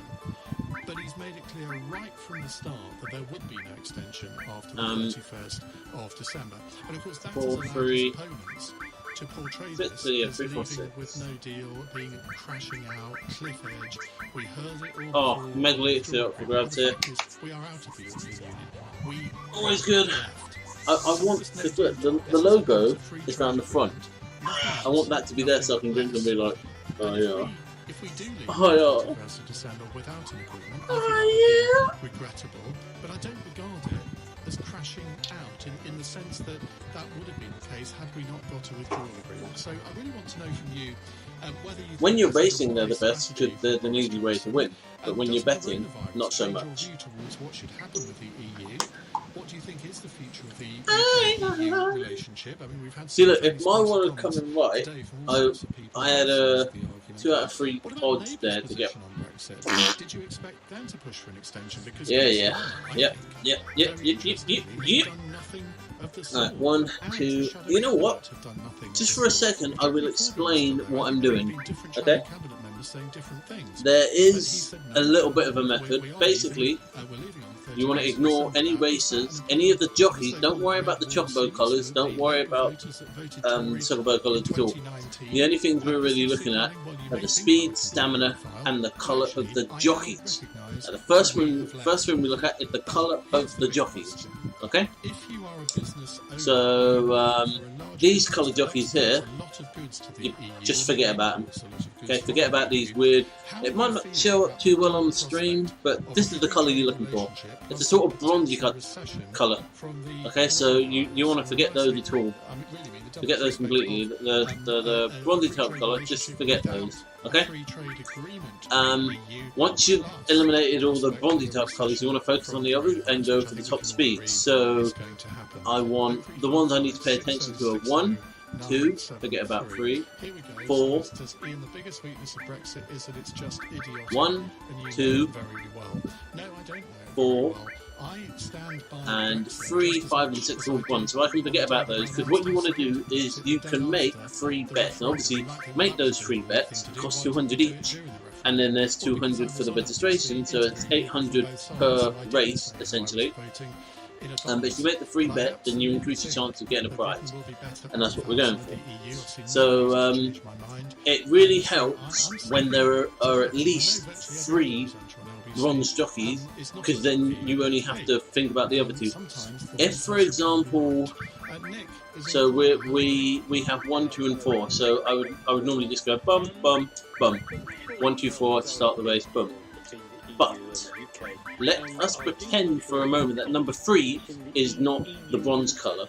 Okay, what we would then be looking at is a selection of 1, 2, 3, 4. So which ones do you pick if there's more than 3 non-bronze jockeys? Okay, so if we're doing that, we would be basing it on top speed. In which case we would go.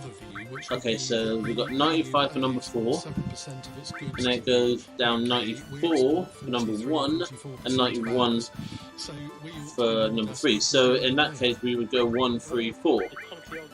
If you ever get to a point where the top speed, you want to go for the 3 highest top speeds after you've eliminated bronze.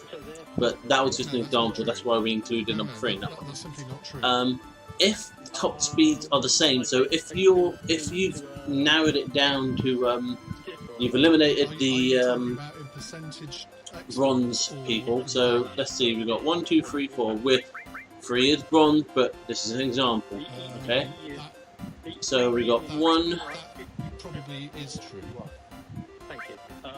3, 4, yeah, if for some reason that if that number 2 was actually 91, I'd still pick number 3 because the stamina is higher. So if you have a deciding factor where both the top speeds are the same, then you go stamina. And you want to get the top 3 races, so eliminate the bronze, and then if you've got more than 3, you look at top speed. If you've got 2 matching top speeds, pick the one with the highest stamina. But for this one it's easy. 1, 2, 4. So this back bosh. Doesn't always win, but it works a good amount of the time. Like I said, about 75 to 80% of the time you'll get a prize. And so if you bought enough gil, in my case I brought along about 400,000 after saving up after battling in a certain area. Oh, so what did I say? 1, 2, 4, and look, we've got a prize. It was only a potion, but I don't actually want the potion, I just want the GP. So the method works, okay? It's much better than just kind of like, not sure. You know, it's better to have a method. Right, so 1, 2, 4, 5, 6. Here we go. Hit the break example. 1, 2, 4, 5, 6. So 4 and 5. That's 100 and 105. Ah. Oh, we have a three-way tie here. This is unusual. So 6 is 95. He can fuck right off. Number 5, that's 105. So he's definitely in. But 1, 2, and 4 all have a top speed of 100. I need to pick the 2 best ones. So 309. Thank you very much. Wayne in Berry says that 323. About to make a nice cup of tea before bedtime. Then you go. Oh wow! So it'll have to be chamomile tea now. Please, I'm looking forward just because of the colour of the chocolate there.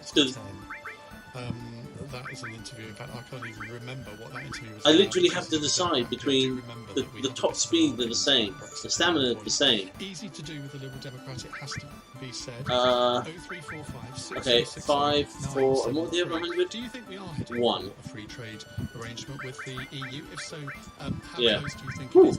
That was a unique situation. I've never had that before. I've always had it where when I've had to choose between 2 different when I've had to choose between like 2 matching top speeds, the stamina's always been different. That's a rarity. Quite a rare one. It makes sense to have alignment with the EU on the motor industry, for example, because you want to have free exchange of motor parts, because some parts for cars I didn't get it. 7 or 8 times.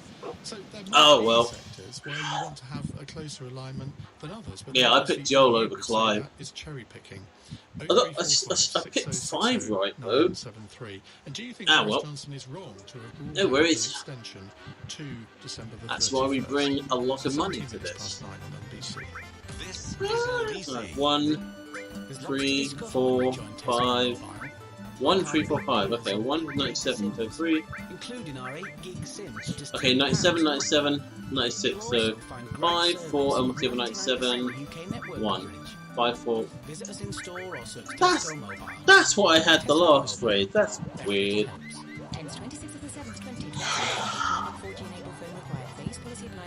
Yeah, this will take me at least 2 or 3 streams. Because I worked out it was going to take me about 10 hours or something. Everyone has them, dangling away. I might still have it written down somewhere. And most of the time, that's where dreams stay. So easy to ignore. Anything can drown them out, and everything. Let me go through my bits of papers. We listen to our dreams.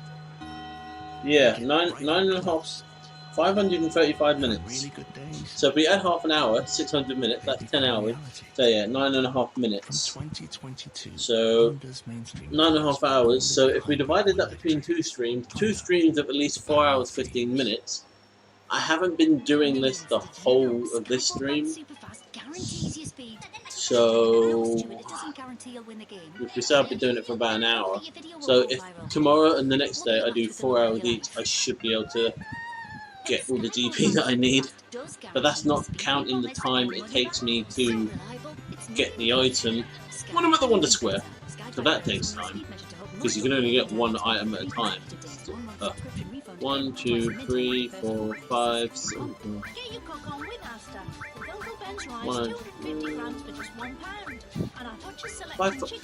It's 541 again. That's 3 times in a row that using my method that I learned from Fuzzfinger Gaming. Okay, go on YouTube. He streams on Twitch as well. He's called Fuzzfinger Gaming. Look it up. And using his method, I said my method, so it's not my method. I'm using, but using Fuzzfinger Gaming's method, the top 3 that I've been using the method ended up choosing has been 145 for the last 3 races in a row. You think it'd be different? No. 9, we're asking you about a free trade agreement with the EU. Do you think it will happen? Is Boris Johnson's tough negotiating stance the right one to take? Do you think he should have asked for an extension to December the 31st given the COVID-19 crisis? Paul in Bedford says, if it all goes wrong on Brexit... Oh, 1 and 5, it's better this time. Antarctic win. Oh, would have got a Megalixia. Elixir. Megalixia. Megalixia. He does have a lot to answer. I would have got one of those if it had been 4 and 5 and not 1 and 5, but hey ho, it's still a win. Still a win. 20 GP, that's cheap. That's alright. If anything 20 GP and higher, I'm perfectly fine with that. I'm still fine with obviously if I get a 5 GP win, but it's just nice if you get more. Right. 3, 4, 5, 6. Okay, miss it easy. 6. If you want. 3, 4, 6. Yeah, 3, 4, 6. 3. Still got a chance for a Megalixia here. Security of trade with the EU, and indeed from them to us.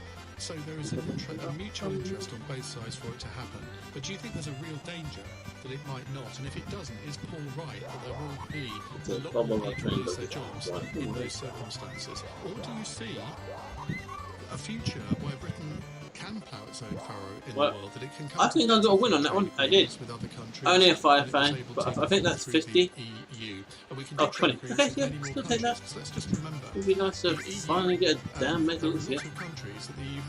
1, 2, 3, 4, 5. Oh, God. Look, you look for triple figures first. 104. 104, 103, and then we got 325. So 5, 6, 1. Yep.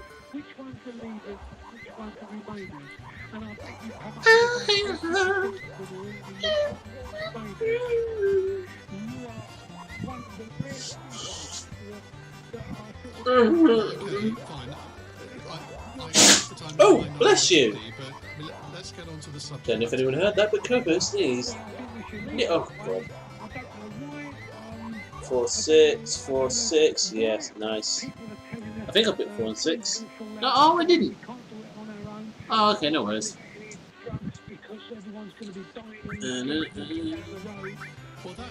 1, 2, 4, 5.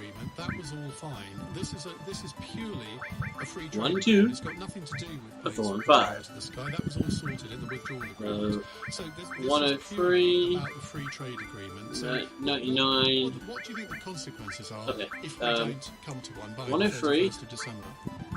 99, 92. So 5, 4. You can't get away with that, John. There will be consequences because what? That is 4 races out of the last 5 that have been 145. This is getting weird. You know what? No matter what the race, if we're trying to just half an hour, just 145. Just pick. Constantly put 145. There's something going on. That is just a little weird.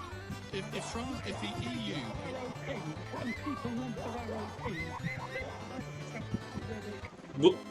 and it brings home the bacon. What will happen And we get a Fire Fang. So that was 20 DP, if I remember. Yep. Again, perfectly happy with 20 DP. Like to be higher, but you know, can't complain. 1, 2, 3. 1, 2, 3. 5, 6. Yeah, 198. 1, 5, 6. 1, 5, 6. I wish there was a way to speed this bit up.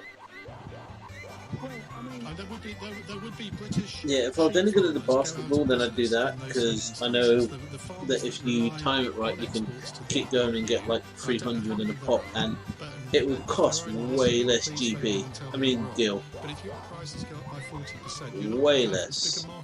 As you would have done before. That stands I to reason. don't think I picked them. That some Nope. businesses will face. Oh, what? No worries. If we don't come to an agreement by the 31st of December, and I say that. After this, I will go and check how much I have. I don't even think I've got 1,000 at this point. 3, 4, 5, 6. Hello, Joe. 98, 99, 97. 3, 4, 6. So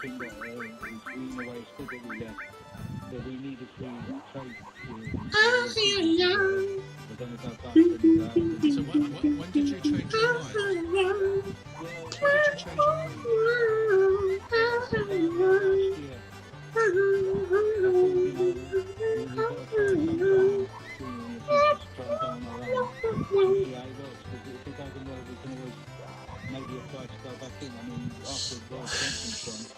Three, 4, 6. Lovely. Got it. What have we got?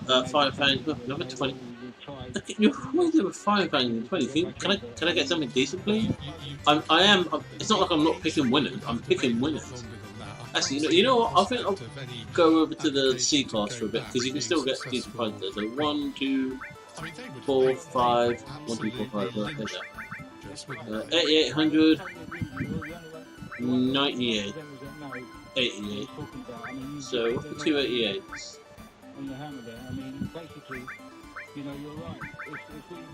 So 3, 4, 2. Oh.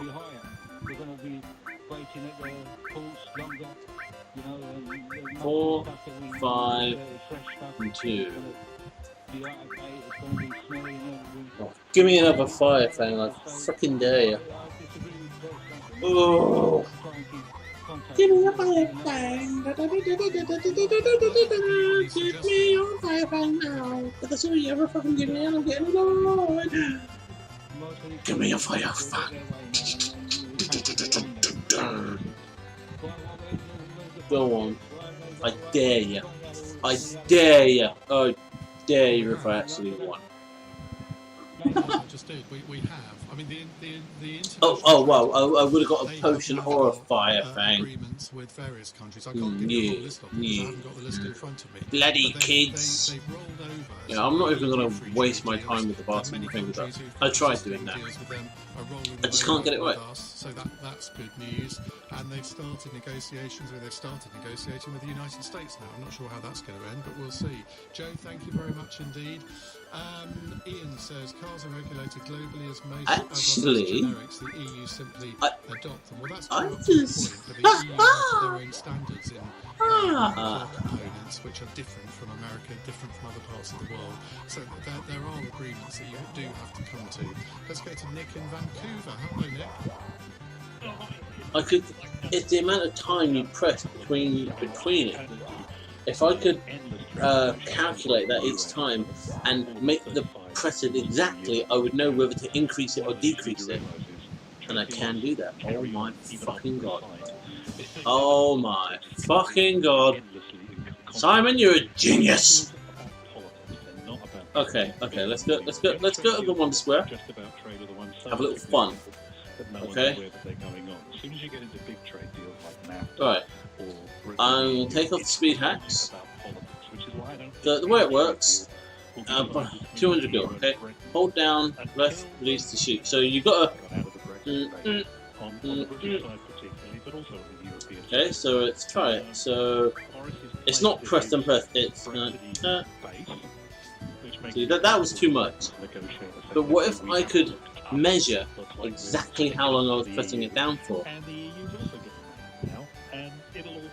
How would you do that? In in the land of milliseconds, how would you do that? I do accept what you say about the Well, massive ladies and gentlemen, that is at least in there was an app on the phone. a trade agreement between the Okay. EU and Japan, or Britain and Japan. And what that is it surely purely economics, isn't it? okay? It allows you to remote play. Nothing fancy about that. Yeah, there have been remote play things going for ages, okay? But you can combine it with other apps. There's another app called Quick Touch Automatic, where you can set it to press certain things certain times. We're not going to do it. We want a better deal from the UK. Basically, we want services taken out. The downside was that the EU negotiated more services into the Canada-EU treaty than we wanted. We do not want British firms having access to our service area because that's something Britain's good at. Right? If you're going to negotiate a trade deal, Well, then we won't be doing a free trade deal with Canada, will we, on that exactly. basis? That's how it works. The whole point of free trade deals But it's give and take. There will be things that I don't know what they are. Maybe you can tell me. There will be things that Canada is better at than we are, and we will find that maybe there's a threat to some of our sectors by doing a trade deal with Canada from that basis. But it is all about compromise in these agreements, isn't it? Always is. We're on no cancel. The duration of the press. That's what we want. So we're going to go for 500 milliseconds. We know what the Americans will put up with. We know we have no negotiating ability with them, and we just do as we're told. That's how Canada negotiates with the US. With the EU, because we don't have an existing economy there, we don't have to. So it's a tougher negotiation. But the bottom line is, it's all about politics. It's not about compromise. It's about what you can sell to your voting public. And that's the way it is everywhere. It's not just the EU and the UK. That's how NAFTA was negotiated. In America, the public don't like NAFTA, and so therefore it becomes difficult to do a deal. There is no bigger power. Well, we'll soon see. Nick, thank you very much. That's Nick in Vancouver. It's 9:31. Let's get the latest news headlines from Lucinda Horsey. The Foreign Secretary's warned a review into the 2 metre social distancing rule could take weeks. The government's facing pressure from hospitality bosses who say the measure could cost the sector 1 million jobs. It comes on the day there have been lengthy queues outside high street shops in England as they reopened for the first time since the lockdown. Labour has criticised the Prime Minister's promise of a new commission to examine racial inequality, insisting urgent actions required now. Shadow Justice Secretary David Lammy says the government's already had 250 recommendations. 500 milliseconds, not enough. Get on with it. That's okay. Coast Guards have located the body of a pilot of a US fighter plane which crashed in the North Sea. The F-15 jet based at RAF Lake That is okay. came down early this morning during a training exercise. LBC weather, showers dying out So tonight. we will increase that For many, a low of to 1,000 milliseconds. So as you know, let's go for 600. Okay. Coming up tomorrow with Nick Ferrari at breakfast, with the latest unemployment figures out at 7, Nick will look at what the Chancellor should do next. Plus, the day after So we're Facebook now doing the made same mandatory thing on at public 600. transport Okay. across England, Nick will be joined by Transport Secretary Grant Shapps. That's all with Nick Ferrari at breakfast tomorrow morning from 7 o'clock right here on LBC. Nick Ferrari at breakfast, weekday mornings from 7. This is a message from the government. Not long enough. Stage of controlling You know, I'm just gonna go straight to 800. To protect your friends and family, Oh shit, testing and tracing must become a new way of life. If you have symptoms, you need to get a test immediately. Don't leave home for any other reason. If you test positive, we will contact you to trace people who you might have infected. From now on, if you're told you've been exposed to an infected person, you must self-isolate for 14 days. Play your part and do the right thing so we can safely return to a more normal life. Go to NHS. Just to prove to myself that it is still working, Control the virus. I'm gonna save lives. put it on for 4 seconds, okay?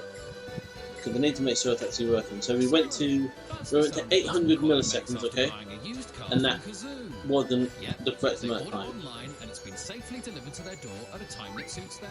So now I'm going to do 4 seconds. Ooh, big finish there. Jazz hands too. Can you buy a used car online and get it delivered to your door contact-free? Kazoo, yeah you can. Kazoo, the safer way to buy a used car. Click duration. Flexibility to change my deal to reflect my changing work situation. Be right back, ladies. Also, the way gift covers help members and our local communities who need help at this challenging time is great. Cheers, Gift Gaff. With flexible plans, no contracts, and helping communities in need, GiftGaff gives back. Come join us at giftgaff.com. GiftGaff, the mobile network run by you. Terms apply. Pets in a Pickle have your pets covered with pet insurance policies as unique as they are. Visit petsinApickle.co.uk. If you're living with cancer, you haven't just got cancer. You've got questions. Questions about your treatment, questions about side effects, questions about the effects on the people you love. And that's why Macmillan has a support line. If you've got a question about cancer, any question at all, we're here to help. 8 a.m. till 8 p.m, 7 days a week. Search Macmillan Support Line. Macmillan Cancer Support. Whatever cancer throws your way, we're right there with you. When it comes to finding something new, you can start the conversation at Hello You. Sign up and browse profiles for free at helloyoudating.com and start the conversation today. Ian Dale on LBC. 9:36. Harshi has emailed this. I'm fed up with Brexit now. I think we've got it because on it's one all staged. The British will list out their demands and the EU will concede to all of them 1 minute before the deadline. Both sides will then claim total victory. Ian, this is no longer news. 42,000 people are dead and counting due to incompetent ministers with blood on their hands. If I were a Tory, I would switch the agenda to Brexit. Well done. Well, it wasn't actually my idea to switch to Brexit tonight. It's one of my producers, so I can assure you, shall we say it's not exactly a Tory. But look, I think that we can now start to talk about a few other issues apart from coronavirus, just occasionally. There didn't seem to me to be any massive coronavirus story today to cover, so let's do something different, we thought. So here we are. Right, we are asking, does coronavirus change your view towards what should happen with the EU? Do you think that, I mean, there is an aspect here, isn't there, to talk about coronavirus, because there was a thought, and I must admit I voiced this thought myself, that maybe there should be an extension beyond December the 31st for 6 months, but the EU is only allowing a 1 or a 2 year extension, presumably because they're quite keen to get another 10 or 12 billion pounds of our money. Anyway, the government's made clear they're not going to do that. We will leave the transition period on the 31st of December, whether we have a free trade deal or not. What are the dangers of that? I mean, if you run a business in Britain and you're an exporter, are you feeling a bit trepidatious, if that's a word, about that? 0345 6060 973.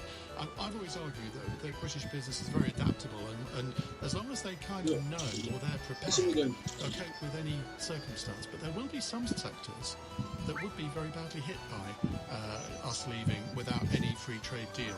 Steve is in Camden. Hi, Steve.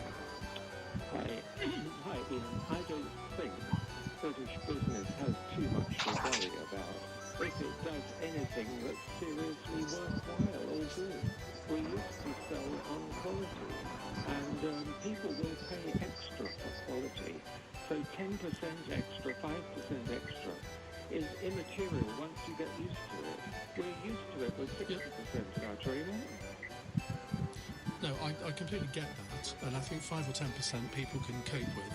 But if it is 40%, which is what it would be on well, no, then seriously, that is what the EU imposes on food and agri products that come into the EU from countries without a free trade agreement. Now, it doesn't take Einstein to work out what the effects of that would be. Now, we can do the same then. I mean, we could then impose 40, 50, 60% tariffs on French wine, for example, if we wanted to. I don't think we should be getting into that kind of trade war at all. It doesn't serve anybody any good. It means that there'll be job losses in France, and there would be job losses here. Well, no political leader would want presumably any sensible political leader would not want that to happen. If somebody wants to charge you 40% tariff to enter their market, to export into their market, wouldn't it make an awful lot of sense to look for other markets? We don't have to deal with the EU. But it's not either or. It shouldn't be either or. It shouldn't be either or, should it? No, of course not. It's madness. We've trapped ourselves into a line of thinking that we're looking for a good deal. I never thought there was any good deal, just a deal. If they want one, and they'll want one at the last minute. If there isn't one, they'll want one. We know that. It's just a matter of logic face up to it. Logic would dictate that they would want a deal just as much as we ought to want a deal. I've never bought this idea, by the way, that Brexiteers are very, very keen not to have a free trade agreement with the EU, because I think that would mean they must have had a lobotomy. Nobody would think it was a good idea not to have a free trade agreement with your closest neighbours. It just defies common sense, and I hope common sense will prevail here. Steve, thank you very much. Graham says the negotiations of the May government were laughable. Of course Boris is right to stick to his guns. We will only get a decent deal if we're prepared to leave the room. If we have to go WTO, so be it. I totally agree with that. I think the other side in any negotiation, whether it's a political one or a business one, needs to understand that you are prepared to leave the room if necessary. And that was Theresa May's biggest problem. No one believed that she ever would. This is a text from Maria, who says, I can assure you that Brexit voters have not been distracted by COVID. However, I do think that the EU are trying to take advantage of the pandemic, and if we were still members, we would be propping up all of the poorer states affected by the virus. That's possibly true. Somebody says it's hilarious to listen again to the same nonsense you've been spouting for the last few years. Brexit trauma will never end. Okay. Well, it probably won't for you, because you've clearly contracted Brexit derangement syndrome. Dave in Kingston says the EU never give anything away until the 11th hour and 59th minute. If you have an extension, it doesn't give you more time to find a deal. All you do is push the serious negotiations further down the line. John has phoned in from Helgheim in Norway, regular caller to the programme. Hi, John. Hello, Ian. You all right? Thanks for taking my call. So, I'm not going to ask you how you are, because everybody feels like I'm driving around the fence. No, it's just people being polite. I don't respond when asking how they are, because we wouldn't ever have a programme if I did that to everybody. Carry on, John. I do think I handled it really well. I think the French are in a position, not the French, I think the EU are in actually a fairly strong position to do quite a bit of stuff. I mean, certainly, for example, as far as the car industry is concerned, the global car industry does seem to be contracting for the simple reason that people are buying less cars. There's a lot less demand. So if, for example, I think you're being fewer and fewer, John. If you're being strictly grammatically accurate. Okay, all right, yeah. Hello? Richard, done it. The precise amount of time is 450 milliseconds. If it wasn't EU factories that were closed, they could, for example, hobble the British. Before I forget, there's another point. When it gets better, I'm just going to put double tap. Don't forget that the EU walked away from TTIP, and Trump has said that they will hard negotiate.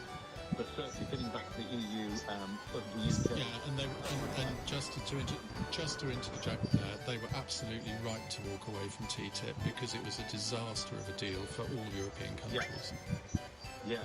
So that what worries me, for example, is that by putting big tariffs on British cars or even British components, the EU could, in the negotiations, kill off the British.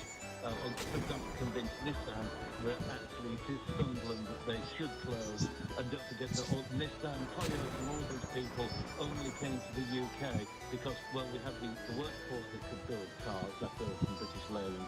We had the skills, and the cars could go straight out of the time in big car carriers straight over to Europe or out of Southampton. All we have to do is put a barrier to that, and then the EU can more or less ensure that all of the international car manufacturers, it's the British plants that they close down for the simple reason it just doesn't make business sense. And you rightly just before you get on to the farmers, we buy a hell of a lot of cars from Germany in particular, but not just Germany, from Italy, from Spain, from France, from Belgium, and they're not going to want to jeopardise that, are they? Well, in theory, that's the way to see. One thing, of course, is that I found it interesting is how, as far as I know, nobody cared about fishing until a few years ago, and it's a tiny part of the UK economy, and the Brits don't like the fish that come out of our waters. They like stuff that comes out of the Faroe Islands waters and Iceland and the Barents Sea and, the White Sea, the really cold stuff. We like cod, haddock and that kind of stuff. It's mainly oily fish like mackerel and tuna and, not just tuna, scratch. I hate all fish. Really? No, anyway. But the thing with the Welsh farmers, what do you think's going to happen to the hill farmers? Lamb, what's going to happen to the British lamb? And then it's going to be, what's that going to do to the British landscape? Because the British landscape only looks the way that... Yeah, no, in an hour. Make money, for example, in setting a load of sheep on a Welsh hillside. Well, I suppose British people could buy more British land. That's the. I think it was like 45 GP. If for some reason how much would I working out that I'd make an hour? These tariffs are imposed. Hold on, there is going to be a bit of a look at this, right, I think you will find 45 GP per race. Think, well, okay, I love German cars, but I'm damned if I'm going to buy one if that's the attitude of the EU towards us. If they're going to put tariffs on our cars, we'll stick them on. In 20 minutes, that's the economics that that much, but that okay. No, we need to work out average. And I don't want anybody to sort of retreat into some sort of nationalist trench and think, well, a plague on everybody else's houses is will buy British. In 20 minutes, I did 16 races. We ought to be buying British goods more than we do, but of course the British goods have got to be seen as quality and value for money. Now, I think British lamb is fantastic. I've never understood why anybody buys any anymore. I think that might have been a bit different some years ago, but the quality of British meat is fantastic. So we should all 16 races in 20 minutes. Okay. I don't do a lot of supermarket shopping. My partner does it all, but it's got to be competitive price-wise, hasn't it? That's the point. John, I need to work out how much I get, how long it takes me to do that. I need to work out that before I do anything. As something that is almost certainly going to happen before December the 31st. What are the consequences if it doesn't? Have you thought about it from the sector that you work in your sector of the economy?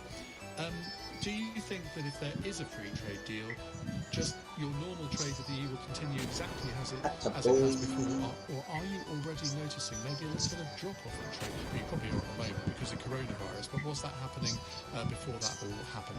0345 6060 973. It's 9:47.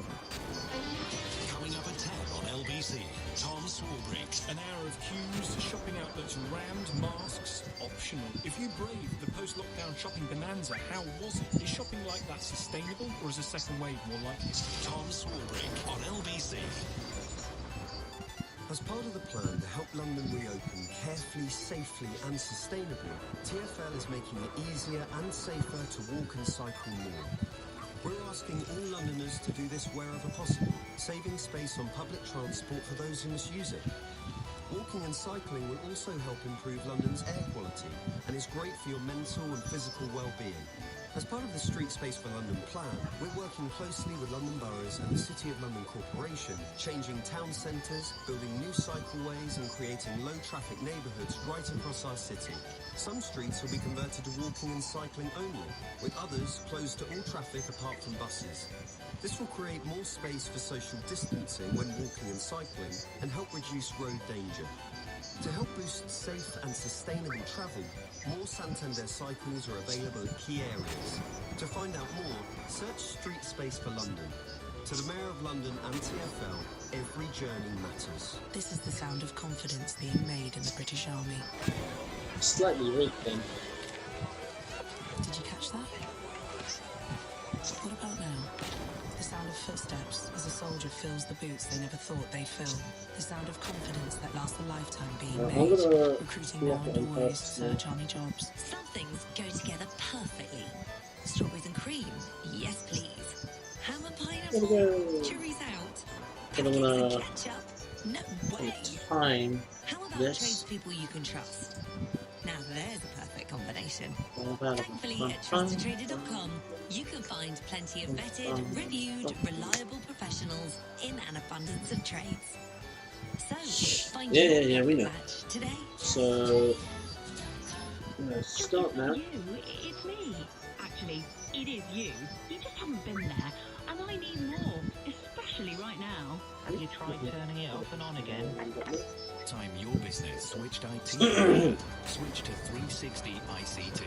We take care of your whole company's IT infrastructure. See, that is something that would be interesting. Remote installations. Right now, get 50% off our premium service until the end of March 2021. Visit 360ict.co.uk. Ian Dale on LBC. Text 84850. 148. Okay. It's 10 to 10 on LBC. I have to say, I'm very surprised. We haven't had a single person from the Remain side. That's the important number is the held down. Because people think, well, it's not Leave Remain anymore. We have actually left. That's the important what's number. the point of fighting the last war? But the game is truly sped up. Nick, I suppose you could say, was in that category. Thinks it's going to be very, very difficult if we don't get a trade deal. But, I mean, there are two ways to look at this, aren't there? Either that everything will go to hell in a handcart if we don't get a trade deal. I don't think that will happen any more than I think the land will be flowing with milk and honey if we do. I think the symbolism of coming to a trade deal with the EU will be incredibly important for coming to trade deals with everybody else. And remember, I mean, we can't actually negotiate, we can't actually sign any trade deal until the transition period's over. So we have all of these rollover agreements, so not Canada apparently, according to Nick, but plenty of countries have agreed to do rollover agreements. So it's not as if we're going to be left high and dry on the 31st of December. Let's go to Richard in Devizes. Hello, Richard. Hello, Ian. Good evening. Right, only 150. We'll go 2 milliseconds at a time. The EU is a failed political construct. Because, like I said, this is really, quite touchy for the royalty. We're playing on 3 times speed. Again, still not powerful enough. Okay, so let's try 150. We'll go up by increments of 5.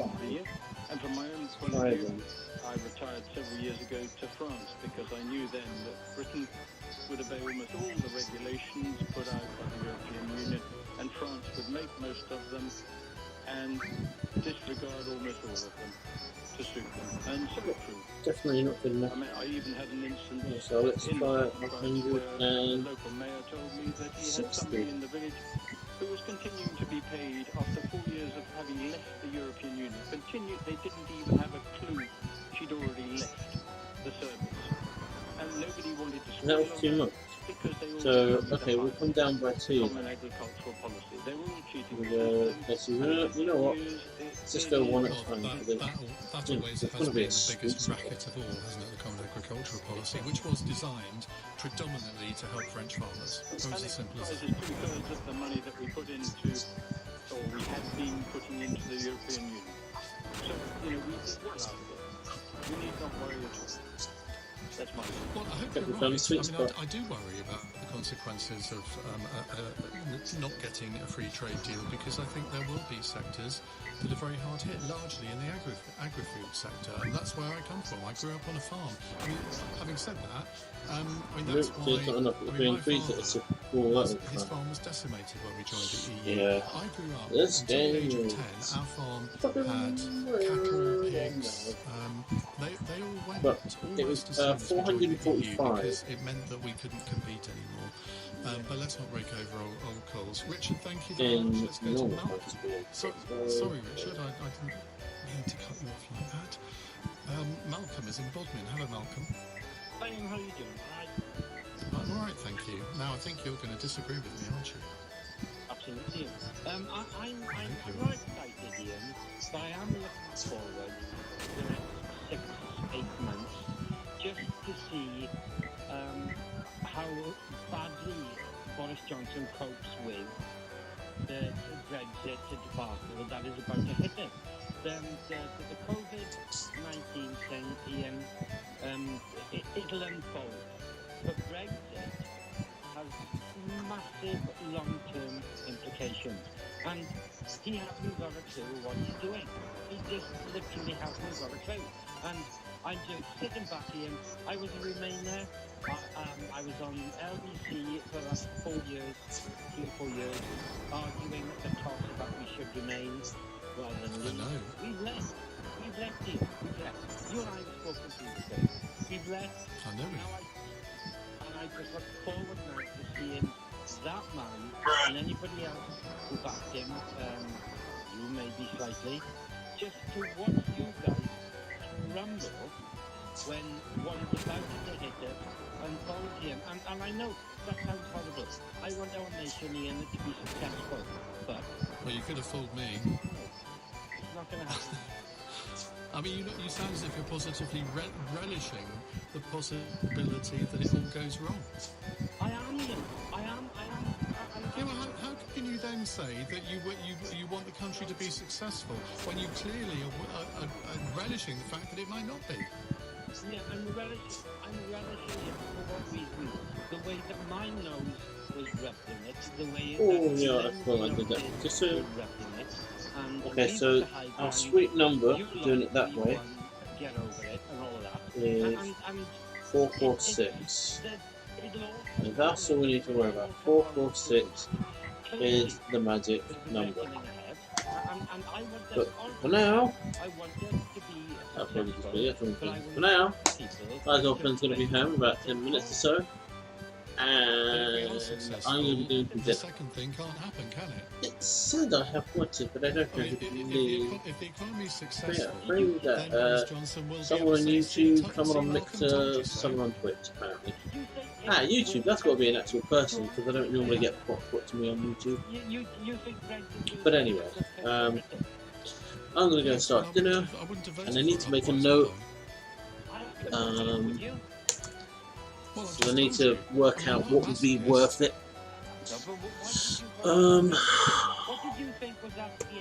Basketball game FF7, Magic Sweet Spot number, hold down duration 445 to 450 milliseconds. I've been testing at 445 and 446. They seemed to work. 445 did fail at one point and I got 140 GP. Haven't seen how far 446 go.